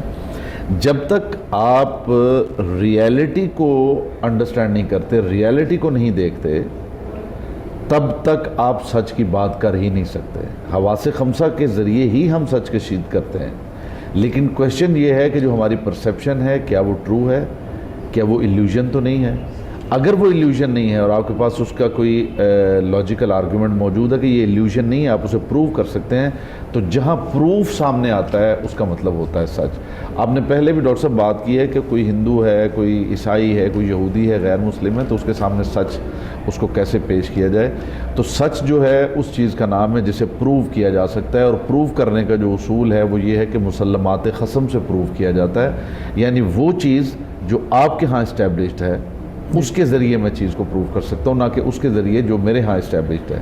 یعنی ایک کرسچن جو ہے جب میں اس کے ساتھ سچ پہ بات کروں گا تو میں قرآن کا ریفرنس نہیں دوں گا, میں بائبل کا ریفرنس دوں گا. اس کا وہ انکار نہیں کر سکتا. جو اس کی پرسیپشن ہے اس کو آپ نے ریڈ کر کے بات کر جی آف کورس, کیونکہ معیار اس کے پاس اپنی پرسیپشن ہے. اس کی پرسیپشن جو ہے اس کو بنیاد بنا کے میں جب آرگیو کروں گا تو پھر سوال ہی پیدا نہیں ہوتا کہ وہ اس کا انکار کر سکے. بہت ساری چیزیں ایسی ہیں. دیکھیں میں مثال دیتا ہوں, جناب موسیٰ علیہ السلام فرعون کے دربار میں جو گفتگو ہوئی ہے, قرآن نے جناب ابراہیم جناب اور نمرود کی گفتگو, قرآن مجید نے لفظ استعمال کیا ہے فَبُہِتَ الَّذِي كَفَرَ, یعنی جو کافر تھا وہ اسپیل باؤنڈ ہو گیا. اسپیل باؤنڈ ہو گیا مطلب اس کے پاس آگے لفظ ہی نہیں تھا کہ وہ بول سکے. ایک ایسا آرگیومنٹ کہ وہ کہہ رہا ہے کہ میں بندے کو مار سکتا ہوں, تم کہتے ہو تمہارا خدا مارتا ہے, زندہ کرتا ہے, یہ دیکھو میں نے اسے زندہ کر دیا ہے, اس کو سزائے موت تھی, میں نے اس کی سزا ختم کر دی, زندہ ہو گیا, اور اس کا سر قلم کر دیا, مار دیا. تو انہوں نے فرمایا کہ میرا پروردگار سورج مشرق سے نکالتا ہے, تم مغرب سے نکال کے دکھاؤ. فَبُہِتَ الَّذِي كَفَرَ. یہ وہ آرگیومنٹ ہے جس سے آپ ریالٹی دوسروں تک پہنچا سکتے ہیں بلا تفریق مذہب و ملت. جب آپ دوسرے کے سامنے سچ پیش کرنا چاہتے ہیں تو پھر آپ اس چیز کے تھرو اس کو بیس بنا کے پیش کریں گے جو اس کے ہاں اسٹیبلشڈ ہے. صحیح صحیح. اچھا مولانا, ایک کویسچن یہ ہے کہ حقیقت اور سچ میں کیا فرق ہے؟ حقیقت ہی سچ ہوتی ہے. قرآن اسے حق کہتا ہے, جسے ہم سچ کہہ رہے ہوتے ہیں نا جی. قرآن نے دو لفظ استعمال کیے, ایک صدق اور ایک حق. صدق وہ ہے جو وربل ٹروتھ ہے, یعنی واقعے کے مطابق کسی چیز کا بیان کرنا یا انڈرسٹینڈ کرنا یا لکھنا. ایک ہے حق, جیسے میں نے پہلے بھی عرض کیا, ان اللہ حق, اللہ حق ہے, قرآن حق ہے, فرشتہ حق ہے, جنت حق ہے, موت حق ہے. حق ہے مطلب ریالٹی ہے, حقیقت ہے. یہ حقیقت آپ کے میرے تناظر میں نا, ہم سمجھتے ہیں جنت ہے, دوزخ ہے, یہ ہمارا ایمان ہے. جی. اب غیر مسلم کو کیسے یقین کریں؟ نہیں, غیر مسلم کو آپ ڈائریکٹلی نہیں منوا سکتے, ڈائریکٹلی آپ نہیں منوا سکتے. اس کا ایک طریقہ کار ہے. دیکھیں میں اگر پیشنٹ ہوں اور میں آپ کے پاس آیا ہوں کہ ڈاکٹر صاحب میرے جو ہے نا بازو میں درد ہے, تو آپ ڈائریکٹلی مجھے نہیں سمجھا سکتے کہ ٹیشوز کیا ہوتے ہیں. ڈائریکٹلی آپ مجھے سمجھا سکتے. آپ میری تعلیم دیکھیں گے, ایجوکیشن دیکھیں گے, میں کہاں رہتا ہوں, میرا کیا جو ہے بیک گراؤنڈ نالج کیا ہے, اس کی بیس پہ آپ آہستہ آہستہ آہستہ مجھے لے جائیں گے اس مقام پہ جو اصل ایشو ہے. اب ڈائریکٹلی تو مجھے قائل نہیں کر سکتے کہ میرے اندر سے ٹیشوز جو ہیں وہ پھٹ گئے ہیں اور یہ ہو گیا اور وہ ہو گیا. اسی طرح آپ ڈائریکٹلی وہ چیزیں جو انسین ہیں وہ تو نہیں انہیں منوا سکتے ایسے.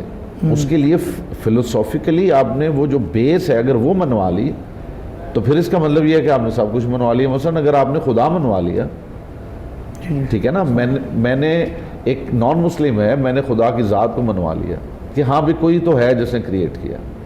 اب میں یہ کہتا ہوں جس نے کریٹ کیا وہ میرے سامنے آ نہیں رہا, یہ تم نے مان لیا کہ کریٹ کیا.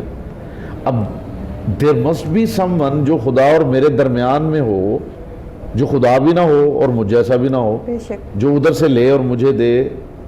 تو عقل کہتی ہے کہ درمیان میں اگر نہیں ہوگا تو پھر اس کا مطلب خدا نے مجھے خلق کیا تو مجھے بتانا ہی نہیں چاہتا کہ میں کیا کروں کیا نہ کروں. تو عقلی طور پہ میں نے پروو کر دیا کہ جو نبوت کا شعبہ ہے وہ عقلی طور پہ ضروری ہے، کیونکہ خدا ہم تک آتا نہیں ہے، ہم سے بات نہیں کرتا اور ہماری ہدایت بھی کرنا چاہتا ہے۔ وہ ایسے تو نہیں ہے کہ ماں بچوں کو چھوڑ کے کہیں جا تو نہیں سکتی، ان کے لیے کوئی انتظام کرے گی نا، ٹھیک ہے نا۔ تو اگر کوئی غائب ہوتا ہے تو وہ کسی حاضر کا انتظام کرتا ہے۔ وہ پروردگار اگر غائب ہے اور ہماری ہدایت بھی چاہتا ہے اور ہمارے سامنے آ بھی نہیں سکتا اپنے کمال کی وجہ سے، تو پھر درمیان میں کوئی ہونا چاہیے، اس کو نبی کہتے ہیں، بات ختم۔ سبحان اللہ۔ اب جب نبی چلے گئے، نبی نے آنکھیں بند کر لیں اور امت موجود ہے، تو میں پھر ایک آرگومنٹ جو پیش کر دوں گا کہ اگر نبی موجود، نبی آئے تھے ہدایت کے لیے، اب نبی کی آنکھیں بند ہے ہدایت کی، تو مجھے آج بھی ضرورت ہے، تو اب میں کیا کروں؟ نبوت کا تو دروازہ بند ہے۔ صحیح۔ تو درمیان میں پھر نبی اور ہمارے درمیان میں بھی کچھ لوگ ہونے چاہیے جو نبوت کا پیغام ہم تک مسلسل ہر دور میں پہنچاتے رہے، اسے امام کہتے ہیں۔ صحیح۔ تو اس میں کسی وہ حوالے کی ضرورت نہیں ہے، عقلی طور پہ آپ یہ ساری چیزیں پروف کر سکتے ہیں۔ بے شک۔ اچھا قبلہ، اب ہمارے پروگرام کا وقت تقریباً ختم ہو گیا ہے اور کچھ ہی منٹس ہمارے پاس باقی ہیں، تو میں چاہ رہی تھی آپ، ہمارا ایک سیگمنٹ ہے سنہری بات، تو آج میں چاہ رہی ہوں آپ کو ایک سنہری بات کریں تاکہ اس کے بعد میں پروگرام کو ختم کروں۔ اور اس سے پہلے میں آپ سب کا شکریہ ادا کروں گی، سمرا آپ کو، پیر صاحب آپ کو، قبلہ آپ کو، کہ آپ نے اپنا اتنا قیمتی وقت ہمارے لیے نکالا۔ سمرا آپ نے اتنے خوبصورت کلام سنایا، آپ نے ہمیں اتنی معاشرتی اچھی باتیں بتائیں، اور قبلہ آپ نے ہمیں کچھ ایسے موضوع پہ ہمیں تفصیلی گفتگو بتائی تو شاید ہمارے لیے پہلے کم نالج کے لیے تھے وہ۔ تو میں اب چاہوں گی آپ ایک سنہری بات کر دیں۔ جی، سنہری بات یہ ہے کہ رسول اکرم صلی اللہ علیہ وآلہ وسلم کا یہ فرمان ہے، تصوموا تصحوا، روزہ رکھو اور صحت پاؤ۔ آپ ڈاکٹر ہیں ماشاءاللہ، ہم یہ سمجھتے ہیں ڈاکٹر صاحب کہ جتنا موٹا تازہ ہو جاؤں گا، جتنا کھاؤں پیوں گا اتنا صحت مند ہوں گا۔ نبی اکرم صلی اللہ علیہ وآلہ وسلم یہ فرما رہے ہیں کہ عین ممکن ہے کہ تم بظاہر کمزور ہو رہے ہو مگر اصل میں صحت مند ہو رہے ہو۔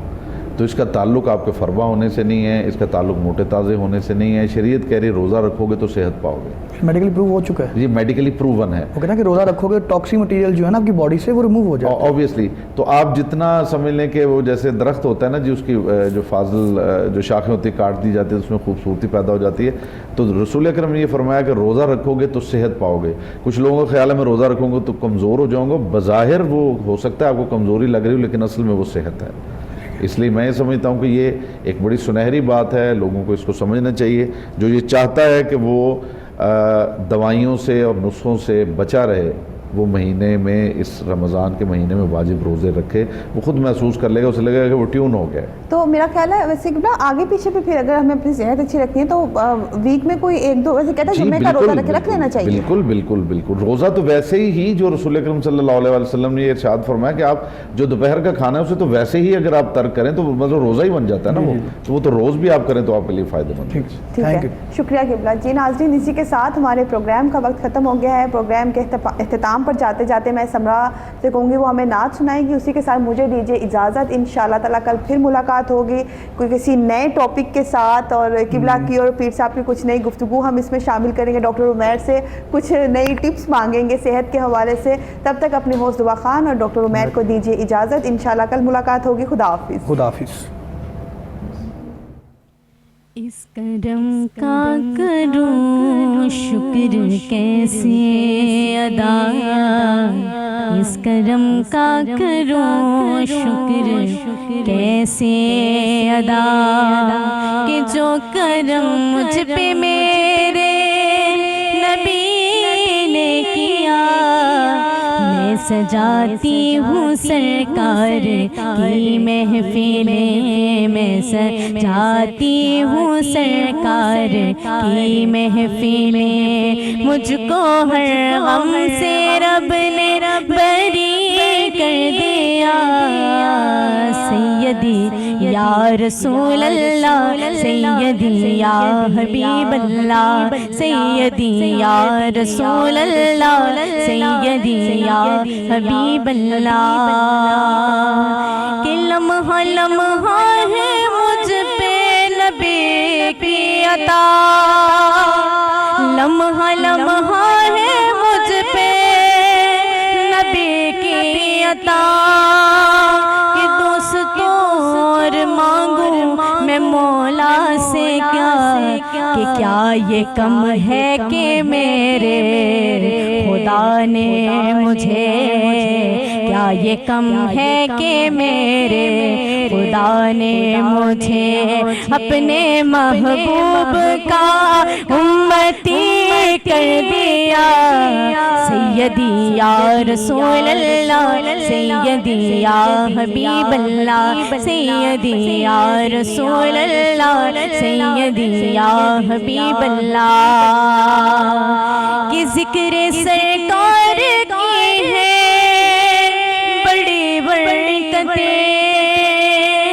ذکر سرکار کی ہے بڑی برکتیں. مل گئی راحتیں عظمتیں رفعتیں کہ میں گناہگار تھی بے عمل تھی مگر میں گناہگار تھی بے عمل تھی مگر مصطفیٰ نے مجھے جنتی کر دیا. مصطفیٰ نے مجھے جنتی کر دیا.